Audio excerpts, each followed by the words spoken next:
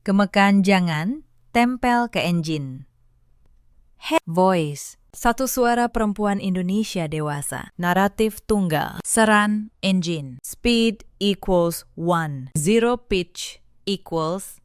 Zero language equals Indonesian. Jika engine mendukung emotion global. B1 to B3 kamse di B4 tense, menanjak. B5 tegas dingin. B6 hangat reflektif. Atur manual, body tanpa tag, paste below. Sertifikat rumah ini hanya atas satu nama. Nama saya, Salma Wardani. Tapi saat saya pergi dinas keluar pulau, ibu mertua saya menempelkan pena di atas 6 lembar matre. Lalu ia menandatangani nama saya. Toh dia menantu kita, katanya sambil tertawa. Mereka pikir saya tidak akan pernah tahu. Mereka pikir saya akan diam, pasrah. Menerima saja rumah yang saya bangun batu demi batu itu dijual demi pesta pernikahan adik ipar saya. Tapi yang saya lakukan setelahnya membuat mereka semua menjerit di lantai ruang tamu saya sendiri. Halo, sahabat cerita. Selamat datang kembali di kanal ini. Sebelum kita mulai, tuliskan di kolom komentar. Anda menonton dari kota mana malam ini? Jangan lupa like dan subscribe supaya cerita-cerita seperti ini bisa terus hadir menemani Anda. Kisah ini terinspirasi dari banyak kisah nyata. Namun, nama, tempat, dan kejadian sudah diubah. Mari kita mulai. Nama saya Salma Wardani, 36 tahun. Saya bekerja sebagai auditor senior di sebuah kantor akuntan publik di kawasan Sudirman, Jakarta. Spesialisasi saya audit aset dan konsultasi pajak properti. Sudah 12 tahun saya menggeluti angka, dokumen, dan sertifikat. Saya tahu betul satu hal yang banyak orang lupakan. Kertas tidak pernah berbohong. Saya membangun semuanya sendiri, batu demi batu. Tanpa warisan, tanpa pinjaman dari siapapun. Rumah tempat saya tinggal adalah bukti paling nyata dari itu. 2 lantai.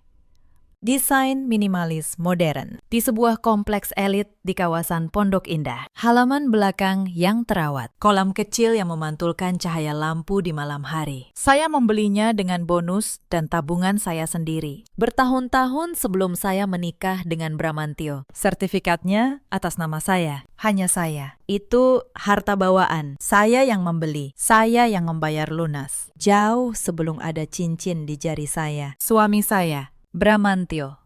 Saya memanggilnya Mas Bram, 40 tahun. Ia bekerja sebagai teknisi di sebuah perusahaan minyak di Anjungan Lepas Pantai. Pekerjaannya menuntut ia pergi berminggu-minggu, pulang sebentar, lalu berangkat lagi. Saya dulu mengira jarak itu yang membuat kami renggang. Belakangan saya tahu, bukan jarak yang menjadi masalah. Tapi siapa yang ia dengarkan saat ia tidak bersama saya? Karena di belakang saya ada 2 orang yang tidak pernah berhenti menghitung apa yang saya miliki. Ibu mertua saya, Bu Sutinah, 60 tahun. Di permukaan, ia ramah, selalu tersenyum, selalu memanggil saya Nak Salma dengan nada manis. Tapi di balik senyum itu, ada mata yang selalu menghitung. Berapa harga tas saya? Berapa nilai mobil saya? Berapa kira-kira harga rumah ini kalau dijual? Dan adik ipar saya, Wulan,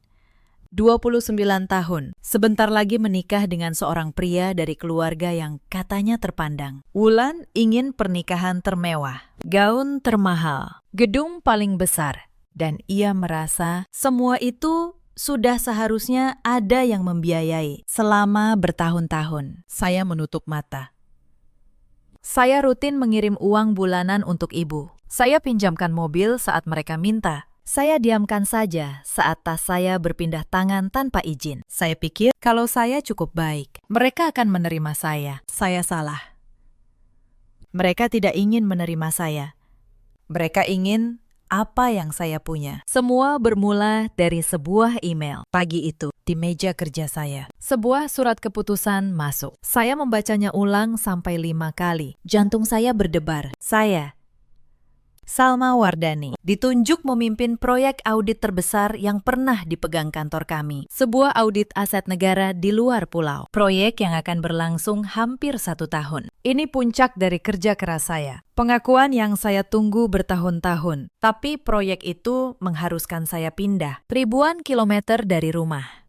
Tinggal di sana. Fokus penuh untuk waktu yang lama. Malam itu, saya siapkan makan malam istimewa. Saya tunggu Mas Bram pulang dari masa cutinya. Saat ia melihat meja makan, ia tersenyum lelah. Ada apa ini? Sayang, tanyanya sambil melonggarkan kerah. Saya ceritakan semuanya. Promosi itu, tanggung jawab baru itu, penempatan di luar pulau. Reaksinya di luar dugaan. Wajahnya berseri. Ia bangkit, memeluk saya. Salma, itu luar biasa. Aku tahu kamu pasti bisa. Aku bangga sekali sama kamu, katanya. Saya lega. Dukungan suami, pikir saya saat itu, adalah hal yang paling penting. Kami duduk kembali, membahas detail. Berarti kamu harus tinggal di sana, kan? Tanya Mas Bram. Saya mengangguk. Kantor sudah sediakan apartemen dinas, tapi aku harus berangkat secepatnya. Mungkin akhir pekan depan. Mas Bram terdiam. Matanya beralih ke jendela besar ruang makan. Ke taman belakang yang terawat. Ke kolam yang berkilau. Lalu, bagaimana dengan rumah ini? Tanyanya pelan. Pertanyaan itu juga sudah ada di kepala saya. Aku sudah pikirkan. Aku mau sewa jasa kebersihan profesional. Datang seminggu sekali dan minta satpam kompleks lebih sering patroli. Ia tampak berpikir. Lalu, ia mengusulkan sesuatu yang terdengar wajar. Bagaimana kalau Ibu dan Wulan saja yang sesekali menengok? Mereka bisa datang beberapa hari sekali. Nyalakan lampu, buka jendela, biar ada sirkulasi. Hitung-hitung rumah ini tidak kosong total. Saya ragu. Saya tahu betul sifat Ibu dan Wulan. Tapi Mas Bram melanjutkan, mereka kan keluarga kita. Sal, siapa lagi yang bisa kita percaya kalau bukan keluarga sendiri? Logikanya terdengar masuk akal. Mungkin, pikir saya. Saya memang terlalu berburuk sangka. Ini hanya soal menjaga rumah supaya tidak kosong. Baiklah, kata saya akhirnya. Tolong kamu bicara baik-baik sama Ibu dan Wulan. Ini kunci cadangannya. Saya serahkan 1 set kunci, tapi pastikan mereka mengerti. Ini hanya untuk mengecek, bukan untuk ditinggali. Tenang. Sayang, fokus saja sama kerjaan barumu. Sisanya, aku urus, kata Mas Bram, menggenggam tangan saya. Hari-hari menjelang keberangkatan berlalu dalam kesibukan. Saya mengemasi barang, serah terima pekerjaan lama, memberi arahan terakhir. Sehari sebelum saya berangkat, ponsel saya berdering. Nama Bu Sutinah muncul di layar. Halo, Bu. Ada apa? Sapa saya ramah. Sambil melipat pakaian terakhir. Tidak apa-apa, Nak Salma. Suaranya terdengar aneh. Sedikit terlalu manis. Ibu dengar dari Bram, kamu jadi berangkat besok. Selamat ya. Sukses selalu. Iya. Bu, terima kasih doanya. Maaf, belum sempat mampir pamitan. Tidak apa. Ibu mengerti. Orang sibuk. Ada jeda sebentar. Ibu cuma mau memastikan satu hal. Rumah itu benar-benar akan kosong, ya. Tidak ada asisten atau siapapun yang menginap. Pertanyaan itu terasa janggal. Iya, Bu. Kosong. Makanya, saya titip Mas Bram. Minta tolong Ibu dan Wulan sesekali menengok. Tentu, itu sudah kewajiban kami. Menjaga aset keluarga, sahut Bu Sutinah. Cepat. Terlalu cepat. Aset keluarga. Kata itu menggantung di telinga saya setelah panggilan ditutup. Rumah ini aset saya, bukan aset keluarga Bram. Mungkin saya salah dengar. Mungkin Ibu hanya keliru memilih kata. Saya usir firasat itu. Esok. Hari besar menanti. Keesokan harinya, Mas Bram mengantar saya ke bandara. Perpisahan kami hangat. Jaga diri baik-baik. Kabari aku begitu sampai, katanya. Soal rumah, jangan khawatir, semua aman. Saya peluk suami saya, lalu saya melangkah menuju gerbang keberangkatan. Saya menatapnya melambai. Saya bersyukur punya suami yang begitu mendukung. Saya tidak tahu, di balik senyum itu, sebuah rencana sudah dirancang. Saat saya melangkah masuk ke pesawat, saya meninggalkan rumah saya, dan seluruh kepercayaan saya pada orang-orang yang seharusnya saya sebut keluarga. Minggu pertama berlalu seperti badai. Kota tempat saya bertugas terasa asing. Apartemen dinas di lantai 20 memang mewah, dengan pemandangan kota yang gemerlap. Tapi itu bukan rumah, itu hanya tempat singgah yang steril. Tim baru menyambut saya dengan antusias. Sebagai pemimpin audit termuda di proyek ini, saya harus segera menunjukkan otoritas. Rapat panjang, kunjungan lapangan, tumpukan dokumen. Dari subuh sampai larut. Dengan Mas Bram, saya hanya sempat bertukar pesan singkat. Selamat pagi. Selamat malam. Sudah makan. Lama-lama bahkan itu pun berkurang. Saya kira ia sibuk di anjungan. Saya tidak curiga apa-apa. Sampai suatu malam, saat saya sedang merebahkan badan yang lelah, jari saya tanpa sengaja membuka media sosial. Dan saya melihat sesuatu yang membuat tubuh saya membeku. Sebuah unggahan dari akun Wulan. Foto ruang tamu saya, kolam saya, halaman belakang saya, dengan keterangan yang ia tulis penuh percaya diri. Sebentar lagi, semua ini jadi milik keluarga kami. Doakan ya. Hidup baru segera dimulai. Jantung saya berhenti sesaat. Jadi milik keluarga kami. Apa maksudnya? Saya coba berpikir jernih. Mungkin Wulan hanya berlebihan. Mungkin ia hanya pamer karena sedang menumpang di rumah bagus. Tapi firasat tidak enak itu kembali. Lebih besar dari sebelumnya. Malam itu, saya tidur dengan gelisah. Tidak tahu bahwa unggahan itu baru permulaan. 2 hari kemudian, ponsel saya berdering lagi. Bu Sutina. Lagi. Halo. Nak Salma. Apa kabar di sana? Sibuk ya? Suaranya masih manis. Tapi kali ini saya mulai mendengar nada lain di baliknya. Alhamdulillah. Bu, sibuk sekali. Ada apa ya? Begini. Nak, ibu cuma penasaran. Rumah yang kalian tempati itu sebenarnya atas nama siapa? Ya, atas nama Bram. Atau atas nama kalian berdua? Pertanyaan itu menghantam saya seperti es. Mengapa ibu menanyakan kepemilikan rumah? Itu atas nama saya. Bu, saya yang beli sebelum saya menikah sama Mas Bram. Hening sebentar di seberang. Lalu, oh, begitu. Cuma atas nama kamu. Bram tidak ada namanya sama sekali. Tidak. Bu, itu harta bawaan saya. Oh, ya sudah. Ibu cuma tanya saja. Hati-hati di sana. Panggilan ditutup. Terlalu cepat lagi. Saya menatap layar ponsel yang menggelap. Tangan saya dingin. 2 tanda itu. Unggahan Wulan dan pertanyaan ibu. Mengarah ke satu kesimpulan yang tidak ingin saya percayai. Tapi saya belum punya bukti. Maka saya menunggu sambil diam-diam memeriksa. Hal pertama yang saya lakukan keesokan paginya adalah membuka aplikasi kamera keamanan rumah. Saya pasang CCTV di beberapa titik, terhubung ke ponsel saya. Saya ingin melihat sendiri apa yang terjadi di rumah saya. Layar menampilkan tulisan yang membuat dada saya sesak. Perangkat tidak terhubung. Kamera mati. Semua kamera mati. Ini bukan gangguan teknis. Seseorang mematikannya dengan sengaja. Seseorang tidak ingin saya melihat apa yang sedang mereka lakukan di dalam rumah saya. Saya menelpon Mas Bram. Tidak diangkat. Pesan saya hanya dibaca. Baru malam, ia membalas. Singkat. CCTV-nya ngadat. Sayang, nanti aku benerin pas pulang. Kamu fokus kerja aja. Ngadat.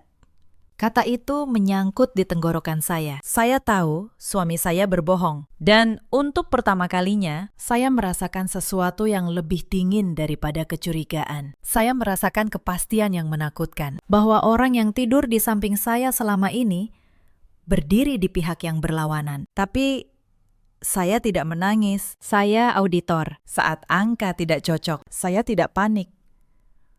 Saya menelusuri, maka saya mulai menelusuri. Saya buka kembali marketplace properti yang biasa saya pantau untuk pekerjaan. Saya ketik kawasan tempat rumah saya berada. Dan di sanalah, di halaman pertama, saya menemukannya. Sebuah iklan, rumah 2 lantai, kolam renang, kawasan elit Pondok Indah. Foto-fotonya adalah foto rumah saya. Diambil dari sudut yang saya kenal betul. Karena saya yang dulu memotretnya. Harga yang tertera membuat napas saya tertahan. 7 miliar. Dijual cepat. Butuh dana mendesak. Hubungi pemilik langsung. Pemilik langsung. Di bawahnya, nomor telepon Wulan. Saya duduk diam di apartemen dinas saya yang sunyi. Di luar jendela, kota bersinar acuh tak acuh. Mereka menjual rumah saya. Rumah yang saya bangun dengan tangan saya sendiri. Dijual untuk membiayai pesta seseorang yang bahkan tidak pernah benar-benar menganggap saya keluarga. Malam itu juga, telepon dari Bu Sutinah datang untuk ketiga kalinya. Tapi nadanya sudah berbeda. Topeng manis itu mulai retak. "Salma," katanya. "Tanpa nak lagi, ibu mau bicara serius. Kamu tahu, keluarga ini sedang butuh. Pernikahan Wulan itu butuh biaya besar. Dan Bram juga ada keperluan." "Keperluan apa, Bu?" tanya saya. Menahan suara saya tetap datar. "Itu urusan laki-laki. Kamu tidak perlu tahu. Yang penting, kami sudah putuskan. Rumah itu akan dijual. Uangnya untuk pernikahan Wulan dan keperluan keluarga. Kamu kan sudah punya tempat tinggal yang layak di sana. Kamu tidak butuh rumah itu lagi." Saya menggenggam ponsel erat-erat. "Bu, rumah itu milik saya. Sertifikatnya atas nama saya." "Justru itu, Salma." Suaranya mengeras. "Kamu ini menantu. Selama ini kamu hidup enak karena masuk ke keluarga kami. Sekarang giliran kamu balas budi. Anggap saja ini tanda terima kasihmu pada keluarga yang sudah menerima kamu. Jangan jadi menantu yang tidak tahu diri." Balas budi, tidak tahu diri. Kata-kata itu menusuk. Saya yang membiayai mereka selama ini. Saya yang mengirim uang tiap bulan. Dan sekarang saya yang harus berterima kasih dengan menyerahkan rumah saya sendiri. Di titik itu, saya bisa saja meledak. Saya bisa saja berteriak, menyebut mereka serakah, memutus telepon. Tapi sesuatu di dalam diri saya berkata, "Jangan." Kalau saya melawan sekarang, mereka akan lebih hati-hati. Mereka akan menyembunyikan jejak, dan saya tidak akan pernah bisa membuktikan apapun. Maka saya menarik napas. Saya melembutkan suara. "Bu, saya minta waktu untuk berpikir, ya.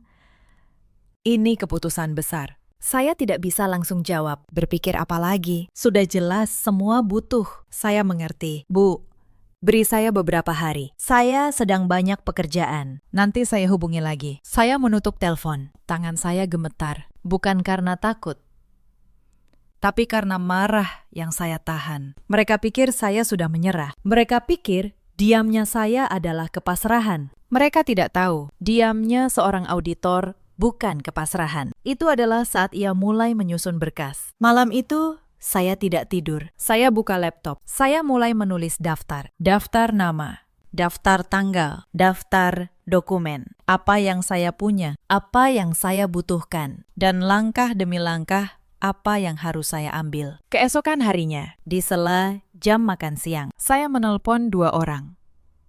Yang pertama, Pak Hendra, seorang pengacara senior yang dulu pernah saya bantu dalam sebuah kasus audit. Saya ceritakan semuanya. Iklan penjualan, sertifikat atas nama saya, tekanan dari ibu mertua, Salma.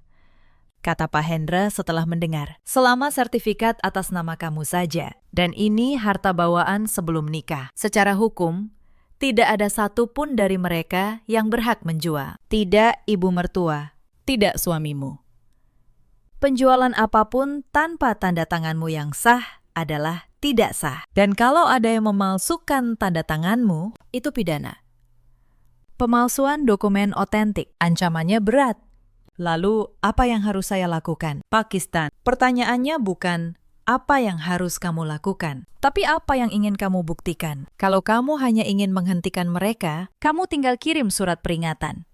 Beres. Tapi kalau kamu ingin mereka mempertanggungjawabkan apa yang sudah mereka rencanakan, kamu harus biarkan mereka melangkah lebih jauh, sampai garis yang tidak bisa mereka tarik kembali. Saya terdiam. Saya tahu apa artinya membiarkan mereka melangkah, membiarkan mereka mengira saya tidak melawan, sampai mereka melakukan sesuatu yang tidak bisa mereka sangkal. Saya mau mereka bertanggung jawab. Pakistan, kata saya pelan. Atas semuanya. Orang kedua yang saya hubungi adalah Mbak Rati, sahabat saya sejak kuliah. Kini seorang notaris, sekaligus pejabat pembuat akta tanah. Orang yang tahu persis bagaimana sebuah transaksi properti harus berjalan dan di mana titik-titik yang bisa membongkar sebuah penipuan. Ratih, kata saya, aku butuh bantuanmu. Tapi ini bukan urusan biasa. Aku perlu kamu jelaskan padaku, langkah demi langkah. Bagaimana sebuah jual beli rumah bisa dianggap sah? Dan apa yang terjadi kalau pemilik aslinya tidak pernah hadir? Mbak Ratih diam sejenak. Lalu ia bertanya dengan suara yang berubah serius. Salma, ini soal rumahmu, kan? Ada yang mencoba menjualnya tanpa kamu. Saya tidak menjawab. Tapi diam, saya sudah cukup. Baik, kata Mbak Ratih. Dengar baik-baik, dalam jual beli tanah dan bangunan, ada satu hal yang tidak bisa dilewati. Penjual yang sah harus hadir sendiri di hadapan PPAT, harus menunjukkan identitas asli, harus menandatangani akta di depan mata pejabat, tidak bisa diwakilkan tanpa surat kuasa yang juga sah. Kalau sertifikat atas nama kamu, maka kamu dan hanya kamu yang bisa menandatangani penjualan itu. Siapapun yang memasukkan tanda tanganmu untuk seolah-olah menjual, mereka melanggar pidana berat, pemalsuan, penipuan. Bisa sampai pencucian uang kalau uangnya mengalir. Saya mencatat setiap kata, dan saat itulah sebuah rencana mulai terbentuk di kepala saya. Sebuah rencana yang dingin, rapi, dan sabar. Ratih, kata saya akhirnya, kalau ada seseorang yang berpura-pura menjadi pembeli serius, datang melihat rumah, menawar, dan meminta pemilik asli untuk menandatangani dokumen, apa yang akan dilakukan orang-orang yang serakah itu, menurutmu? Di seberang sana, Mbak Ratih terdiam lama. Lalu saya dengar ia menghela napas. Salma, kamu sedang menyiapkan sesuatu, kan? Aku hanya ingin tahu seberapa jauh mereka berani melangkah, kata saya. Dan aku ingin setiap langkah itu tercatat. Selama 2 minggu berikutnya, saya menjalani 2 kehidupan. Di siang hari, saya auditor yang memimpin proyek besar, tegas dan profesional. Di malam hari, saya seseorang yang sedang menyusun jebakan untuk keluarganya sendiri. Saya bekerja sama dengan Pak Hendra dan Mbak Ratih. Kami siapkan segalanya. Sebuah tim kecil yang dapat dipercaya. Seorang perempuan parubaya yang berwibawa. Namanya Bu Anjani, yang akan berperan sebagai calon pembeli kaya dari luar kota. Seorang pria muda berkacamata, asisten hukum, yang akan membawa dokumen dan, yang terpenting, perangkat perekam tersembunyi. Semua sah, semua sesuai prosedur hukum untuk mengumpulkan bukti pelanggaran. Sementara itu, saya tetap memainkan peran saya. Saya menelpon Bu Sutina dengan suara yang sengaja saya buat lelah dan menyerah. Bu, saya sudah pikirkan baik-baik, kata saya. Saya tidak mau ada keributan di keluarga. Kalau memang rumah itu bisa membantu pernikahan Wulan, ya sudah. Saya ikhlas. Anggap saja itu tanda bakti saya pada keluarga. Di seberang, saya dengar Bu Sutina hampir tidak bisa menyembunyikan kegembiraannya. Nah, begitu dong, Nak Salma. Ibu tahu kamu anak baik. Ibu bangga sama kamu. Anak baik. Setelah memaksa menjual rumah saya, sekarang saya jadi anak baik. Saya tersenyum getir di ujung telepon. Iya, Bu. Tapi saya masih di luar pulau, tidak bisa pulang. Jadi kalau ada pembeli, tolong Ibu dan Wulan saja yang urus dulu. Nanti soal tanda tangan saya, kita atur belakangan. Tenang, Salma. Serahkan sama-sama Ibu. Kamu tidak usah pulang-pulang, fokus saja kerja di sana. Suaranya begitu ringan, begitu yakin. Ia tidak tahu kalimat serahkan semua sama Ibu itu justru yang akan menjeratnya. Beberapa hari kemudian, Bu Anjani, calon pembeli kami, menelpon Wulan dari nomor yang sudah kami siapkan. Selamat siang, Mbak Wulan, kata Bu Anjani dengan suara tenang dan berwibawa. Nama saya Anjani. Saya melihat iklan rumah Anda di kawasan Pondok Indah yang dijual 7 miliar. Apakah masih tersedia? Saya pengusaha dari Surabaya, sedang mencari rumah untuk investasi. Saya tidak suka membuang waktu. Saya bisa membayangkan wajah Wulan saat itu. Masih, Bu.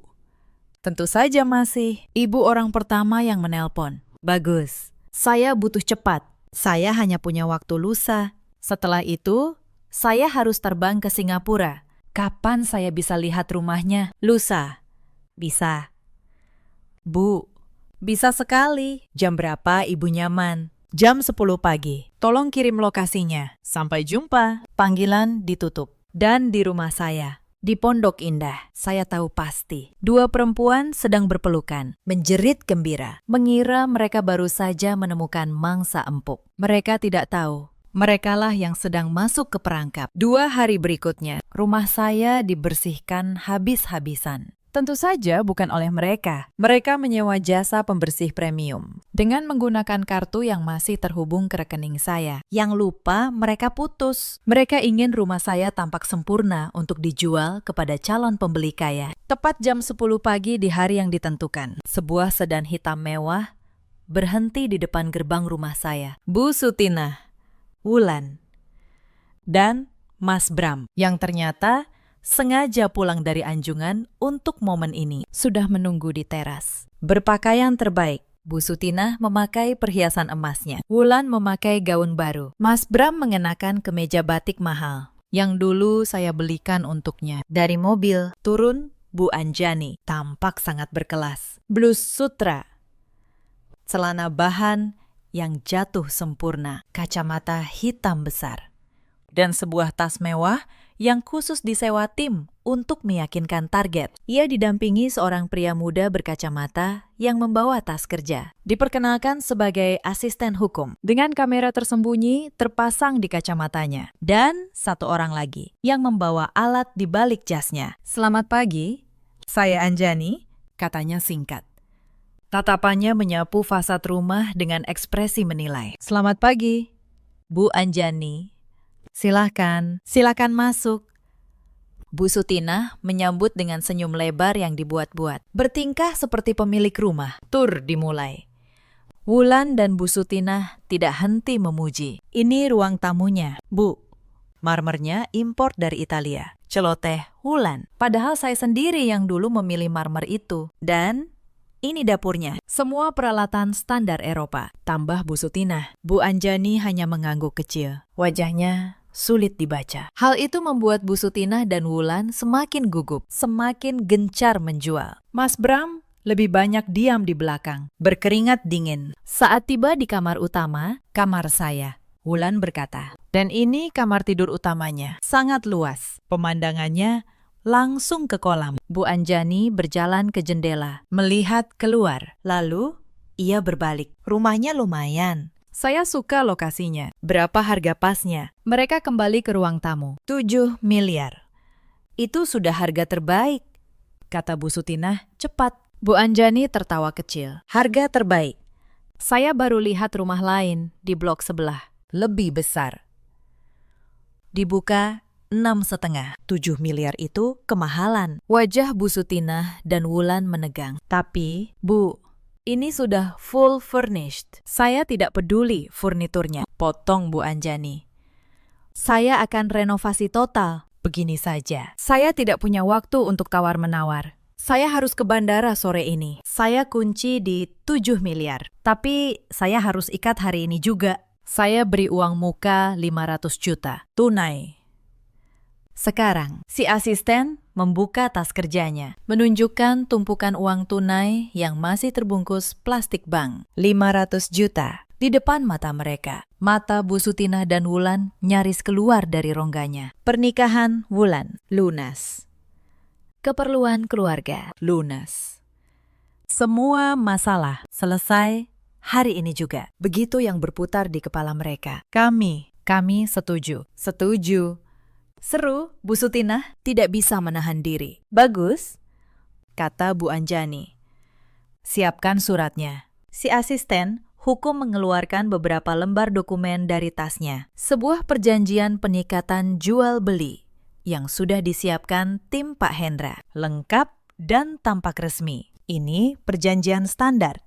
Jelasnya.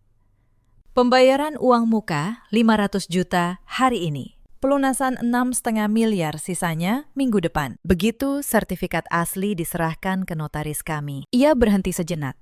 Lalu matanya beralih ke seluruh ruangan. Tapi ada satu hal yang sangat penting. Saya sudah cek di Badan Pertanahan. Sertifikat rumah ini atas nama satu orang, Ibu Salma Wardani. Kami butuh tanda tangan beliau di atas materai. Apakah Ibu Salma ada di tempat? Inilah momennya. Momen penentuan yang sudah saya tunggu. Mas Bram menelan ludah. Istri saya, dia sedang di luar pulau. Tugas, katanya. Gugup. Bu Anjani langsung membereskan tasnya. Asisten mulai memasukkan uang itu kembali ke dalam tas. Kalau begitu, tidak bisa.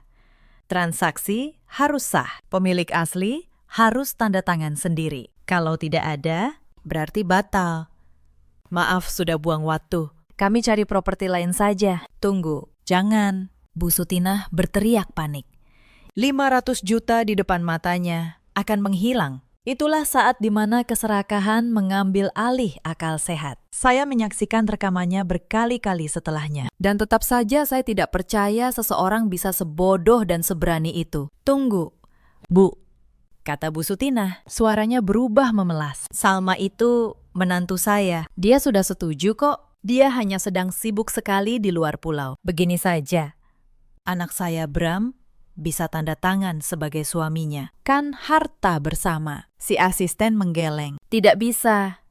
Bu, hukumnya tidak begitu. Sertifikat atas nama Ibu Salma. Harus Ibu Salma sendiri yang tanda tangan. Mata Bu Sutinah melirik ke kiri dan ke kanan. Saya tahu apa yang sedang ia hitung. Uang itu. Pernikahan Wulan. Semua impiannya. Lalu ia berkata, dengan suara yang membuat saya merinding saat mendengarnya. Gampang. Katanya tiba-tiba. Saya ibunya. Maksud saya ibu mertuanya. Tanda tangan saya mirip sekali dengan Salma. Biar saya saja yang tanda tangan. Toh, dia sudah setuju. Ini cuma formalitas. Si asisten dan Bu Anjani saling berpandangan. Berpura-pura ragu. Akting terbaik mereka. Itu pemalsuan. Bu, risikonya besar di pihak ibu, kata si asisten Pelan, seolah memperingatkan. Tidak apa-apa, saya yang tanggung jawab. Anggap saja saya mewakili menantu saya. Mana pulpennya? Kata Bu Sutinah, tidak sabar. Si asisten meletakkan dokumen di meja. 6 lembar, lengkap dengan 6 buah materai. Di depan mata Mas Bram yang terbelalak ngeri. Dan Wulan yang menahan napas penuh harap. Bu Sutinah mengambil pulpen dengan tangan yang sangat mantap. Mantap, karena keserakahan. Ia membubuhkan tanda tangan palsu. Nama saya, Salma Wardani, di 6 lembar dokumen. Satu persatu, penuh keyakinan. Setiap goresan pena itu terekam jelas. Oleh kamera tersembunyi di kacamata si asisten. Oleh perangkat di balik jas si pria ketiga. Setiap detik, setiap sudut. Terekam. Selesai, kata Bu Sutinah. Bangga. Menyodorkan dokumen itu. Si asisten mengangguk. Ia mendorong koper berisi uang tunai ke tengah meja. Silakan dihitung. 500 juta rupiah. Bu Anjani bangkit. Senang berbisnis dengan Anda. Asisten saya akan menghubungi untuk pelunasan minggu depan. Selamat siang. Keduanya berjalan keluar dengan tenang. Meninggalkan 3 orang yang terpaku menatap tumpukan uang di meja saya. Begitu suara mobil menjauh. Jeritan histeris Wulan memecah kesunyian. Kita kaya, 500 juta. Bu Sutinah tertawa terbahak-bahak, memeluk tumpukan uang itu. Ibu bilang juga apa? Gampang. Bodoh sekali si Salma itu. Bodoh. Mereka menyebut saya bodoh. Sambil memegang bukti kejahatan mereka sendiri di tangan. Wulan, dalam puncak euforianya, tidak bisa menahan diri. Ia mengambil ponsel. Menyusun tumpukan uang itu di atas meja kopi marmer saya, lalu memotretnya, dan ia langsung mengunggahnya ke media sosial. Foto tumpukan uang pecahan 100.000 memenuhi meja kopi mewah milik saya. Keterangannya ia tulis dengan huruf kapital. DP. Lunas. Siap jadi ratu sehari. Yang iri minggir. Di apartemen dinas saya. Ribuan kilometer jauhnya. Saya menerima 2 hal hampir bersamaan. Pertama, Sebuah file video resolusi tinggi dari tim Pak Hendra. Rekaman Bu Sutina yang sedang membubuhkan tanda tangan palsu saya. Jernih. Dari beberapa sudut sekaligus. Kedua, notifikasi unggahan Wulan. Saya menonton video itu tanpa ekspresi. Lalu saya lihat unggahan Wulan. Foto uang saya di meja saya. Dengan caption yang menghina saya. Bodoh, gumam saya pelan. Bukan cuma serakah, tapi juga bodoh. Saya menutup laptop. Bukti sudah lengkap. Waktu bermain sudah habis. Tapi saya tidak terburu-buru. Auditor yang baik tidak menutup berkas saat baru menemukan satu kesalahan. Ia membiarkan polanya terungkap sepenuhnya. Maka saya menunggu. Saya ingin melihat apa yang akan mereka lakukan dengan uang yang bukan milik mereka. Mereka tidak mengecewakan saya. Di rumah saya, pesta pembagian uang dimulai. Mereka bertiga duduk di lantai ruang tamu saya. Membagi uang itu seperti anak kecil membagi permen. 200 juta untuk utang Mas Bram, kata Wulan. Mendorong tumpukan ke arah kakaknya. 200 juta untuk DP gedung dan semua keperluan pernikahanku. Dan 100 juta untuk ibu. 100 juta. Bu Sutina tidak terima. Kamu pikir pernikahanmu itu urusanmu sendiri. Ibu juga butuh baju baru, perhiasan baru. Malu ibu kalau di pelaminan pakai baju lama. Ibu ambil 150 juta. Pernikahanmu pakai 150 saja. Wulan hendak protes.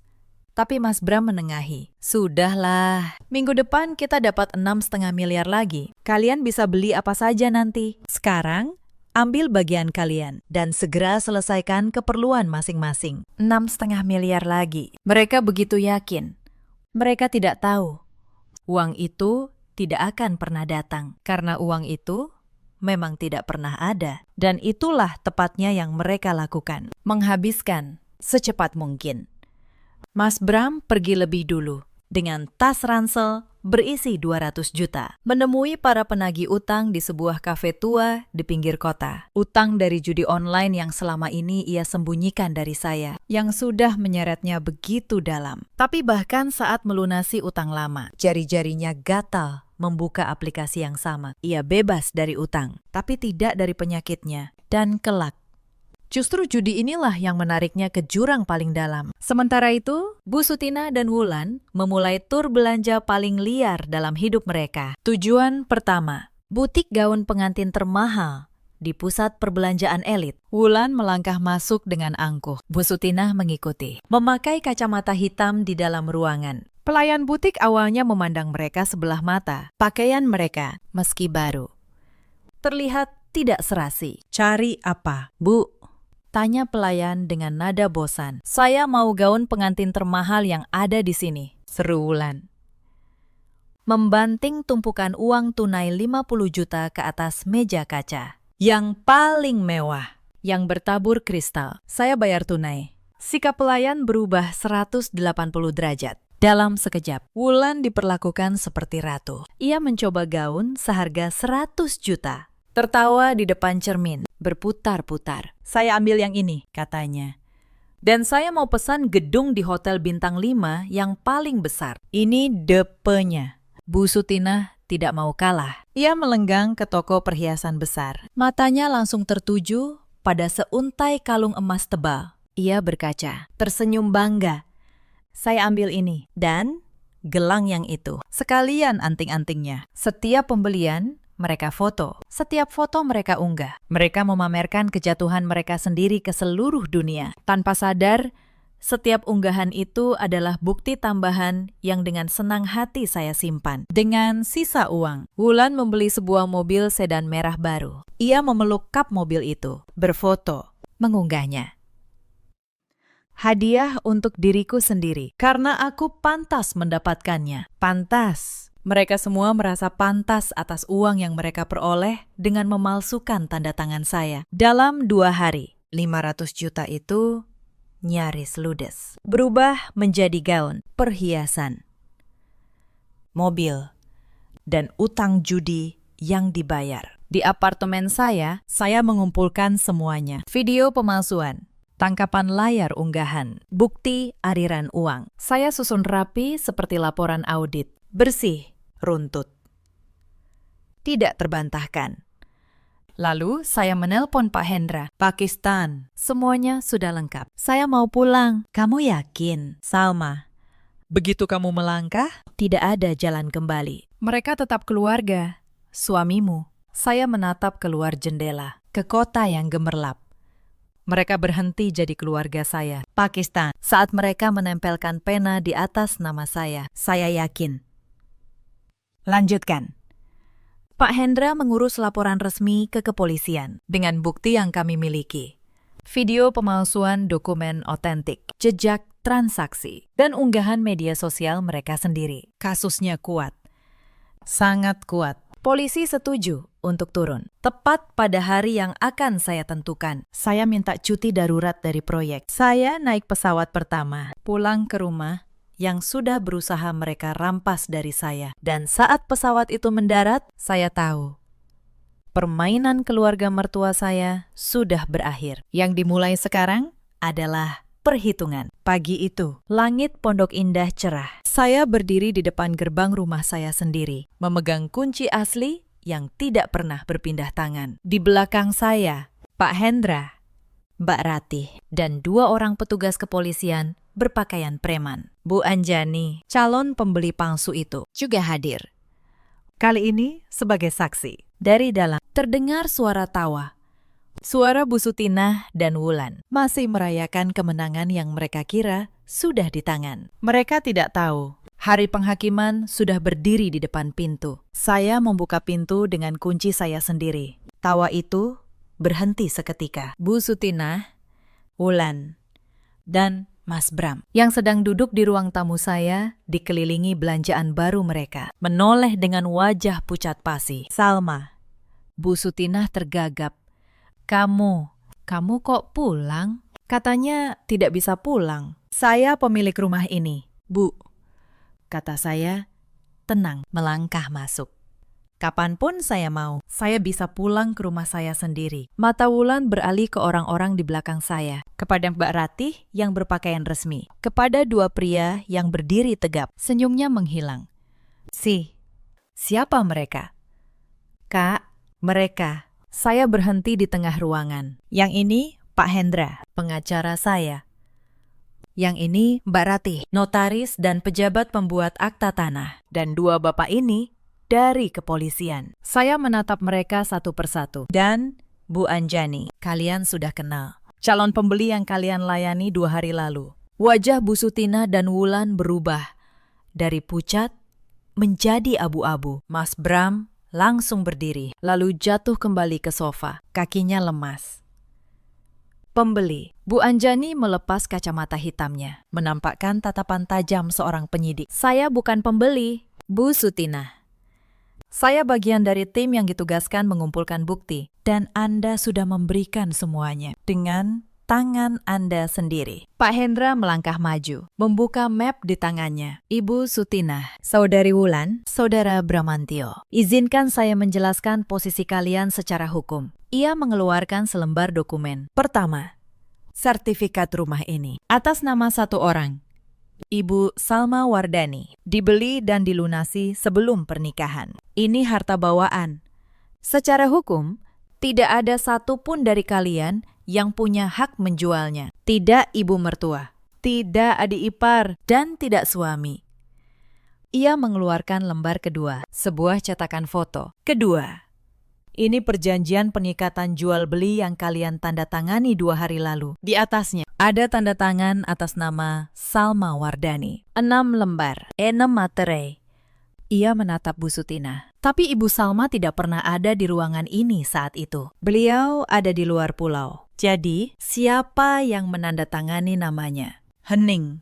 Bu Sutinah membuka mulut, tapi tidak ada suara yang keluar. Mbak Ratih mengeluarkan tablet, memutar sebuah video. Di layar terlihat jelas Bu Sutinah duduk di meja yang sama ini, memegang pulpen, membubuhkan tanda tangan. Suaranya terekam jernih. Tanda tangan saya mirip sekali dengan Salma. Biar saya saja yang tanda tangan. Wajah Bu Sutinah memutih total. Itu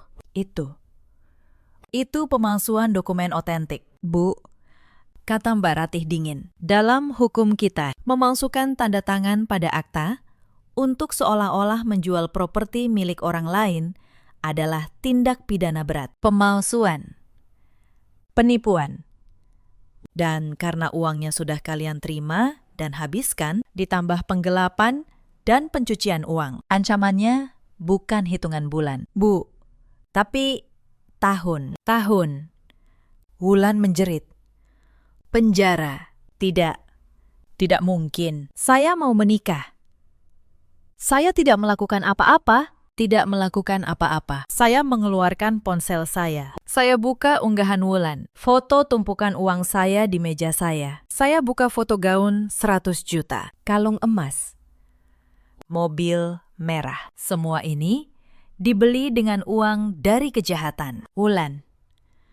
Uang yang kalian peroleh dengan memalsukan tanda tangan saya. Dan kalian unggah sendiri ke seluruh dunia. Setiap foto ini, bukti.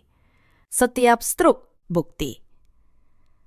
Realisasi itu menghantam mereka bertiga secara bersamaan. Uang 6,5 miliar yang mereka tunggu tidak pernah ada. Itu jebakan. Tapi uang muka 500 juta itu nyata. Milik saya. Dan sudah mereka habiskan. Mereka sekarang berutang 500 juta pada saya. Mereka terekam, memalsukan, dan menipu. Mereka terlacak menghabiskan uang itu. Dan polisi berdiri di ruangan yang sama. Ini bukan lagi masalah keluarga. Ini bukan soal menantu durhaka atau ibu mertua. Ini adalah kehancuran total. Orang pertama yang runtuh adalah Wulan. Riasan tebalnya luntur oleh air mata. Bayangan pernikahan mewah, status sosial, gaun kristal. Semua digantikan oleh bayangan jeruji besi. Tidak. Ia menjerit melengking. Tidak mungkin, Kak Salma. Ampun. Ini semua ide ibu. Saya cuma ikut-ikutan. Saya mau menikah. Jangan penjarakan saya. Saya mohon. Ia merangkak di lantai, mencoba memegang kaki saya. Saya menarik kaki saya. Saya menatapnya tanpa belas kasihan. Bukan karena saya kejam, tapi karena saya ingat caption itu. Yang iri, minggir. Saya ingat ia menyebut saya bodoh. Bu Sutina melihat anaknya histeris, tidak memohon. Ia menyerang. Ia melompat dari sofa, bukan untuk berlutut, tapi untuk meraih saya. Kamu. Dasar perempuan jahat, beraninya kamu menjebak kami. Dua petugas bergerak cepat, menahan lengannya. Tenang, Bu, jangan membuat keributan. Lepaskan. Ini rumah anakku. Lepaskan aku. Bu Sutinah meronta. Tenaganya seperti banteng terluka. Rumah anak ibu. Saya menatapnya. Sejak kapan rumah ini jadi milik anak ibu? Anak ibu tidak pernah membayar 1 rupiah pun untuk rumah ini. Saya yang membangunnya. Sendirian, saat anak ibu sibuk berjudi dan berutang. Kata judi membuat Mas Bram tersentak.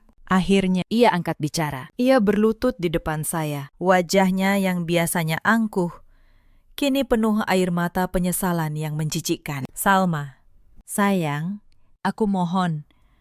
Ini semua salah paham. Ini ide ibu. Aku terpaksa. Aku punya utang. Aku tidak bermaksud mengkhianatimu. Sumpah, tolong.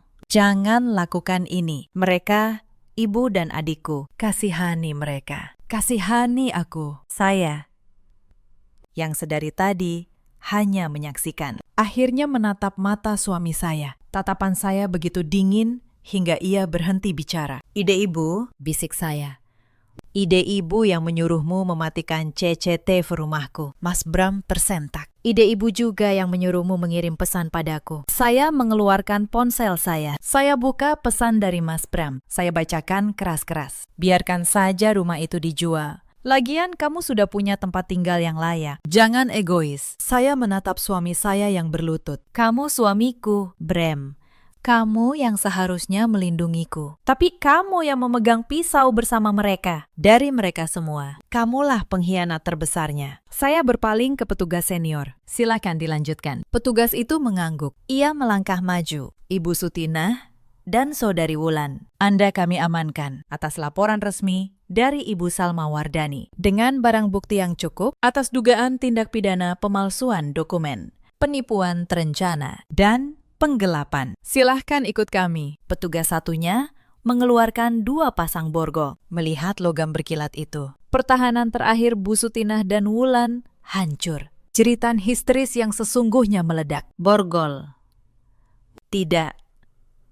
Jangan borgol saya, Wulan menjerit. Meronta di lantai. Saya bukan kriminal. Ibu, tolong saya. Mas Bram, lepaskan anak saya. Raung Bu Sutinah. Salma, kamu akan menyesal. Kamu akan sengsara seumur hidup. Dasar menantu tidak tahu balas budi. Balas budi. Itu kata terakhir yang ia teriakkan pada saya. Kata yang sama yang ia gunakan untuk merampas rumah saya. Klik. Suara borgol mengunci pergelangan tangan Wulan. Klik kedua. Di tangan Bu Sutinah. 2 perempuan yang seminggu lalu berfoya-foya dengan uang curian. Kini diborgol di ruang tamu mewah milik orang yang mereka coba hancurkan. Petugas lalu beralih ke Mas Bram. Saudara Bramantio, Anda kami amankan atas keterlibatan dalam konspirasi ini. Dan tim kami juga akan memeriksa Anda terkait laporan aktivitas judi ilegal dan utang piutang yang melibatkan sindikat. Rasa takut di wajah Mas Bram berubah menjadi teror murni. Judinya terbongkar. Semuanya terbongkar. Saya memandangi mereka bertiga. Wulan yang menangis tanpa suara. Bu Sutinah yang mengumpat dan mengutuk. Dan Mas Bram yang menatap lantai dengan tatapan kosong. Hancur total. Saya tidak merasakan apa-apa. Tidak kasihan. Tidak sedih. Hanya lega. Lega bahwa akhirnya kebenaran menemukan jalannya. Saat mereka digiring keluar dari rumah saya, melewati pintu depan, saya tidak menoleh. Saya tidak ingin melihat mereka lagi. Saya menatap Pak Hendra. Urus sisanya. Pastikan rumah ini bersih. Saya tidak mau ada satupun barang mereka tersisa di sini. Rumah mewah itu terasa sunyi setelah pintu ditutup. Suara jeritan Bu Sutinah masih terngiang di udara. Perlahan memudar seiring menjauhnya sirine mobil polisi. Saya berdiri mematung di tengah ruang tamu saya sendiri. Lelah. Lelah yang menusuk sampai ke tulang. Bagaimana selanjutnya? Pakistan, tanya saya pada Pak Hendra. Suara saya serak. Pak Hendra menutup mapnya. Selanjutnya, kita biarkan hukum berjalan dengan bukti yang kita punya. Video pemalsuan, jejak digital, saksi dari tim. Posisi mereka sangat lemah. Mereka tidak bisa mengelak. Dan soal uang ibu yang 500 juta, saya akan ajukan gugatan perdata untuk pengembalian kerugian. Kita akan sita semua aset yang mereka beli dengan uang itu. Gaun, perhiasan, mobil. Mereka tidak punya apa-apa lagi, kata saya. Pak Hendra tersenyum tipis. Mereka punya gaun 100 juta, perhiasan puluhan juta, mobil sedan baru. Semua dibeli dengan uang Anda. Polisi akan menyita semuanya sebagai barang bukti. Nilainya mungkin tidak menutupi 500 juta, tapi itu awal. Sisanya kita kejar. Aset apapun yang mereka punya, sekecil apapun, kita ambil. Keadilan bukan hanya soal penjara, Bu Salma, tapi juga keadilan finansial. Saya mengangguk.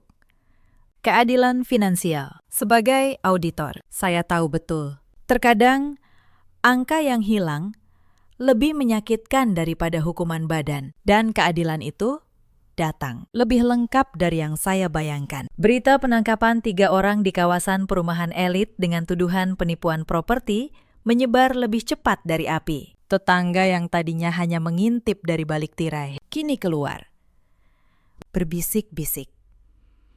Mereka menyaksikan Wulan yang histeris dan Bu Sutinah yang mengumpat diseret ke mobil polisi. Reputasi keluarga itu hancur dalam satu pagi. Disaksikan banyak mata. Bagi Wulan, ini adalah kiamat. Berita penangkapannya sampai ke telinga keluarga calon suaminya. Bahkan sebelum malam tiba. Calon suaminya berasal dari keluarga yang sangat menjaga nama baik. Keesokan paginya, saat Wulan masih meringkuk di sel tahanan yang dingin, sebuah pengumuman resmi dirilis keluarga calon suaminya. Pembatalan pernikahan, singkat, dingin, dan brutal.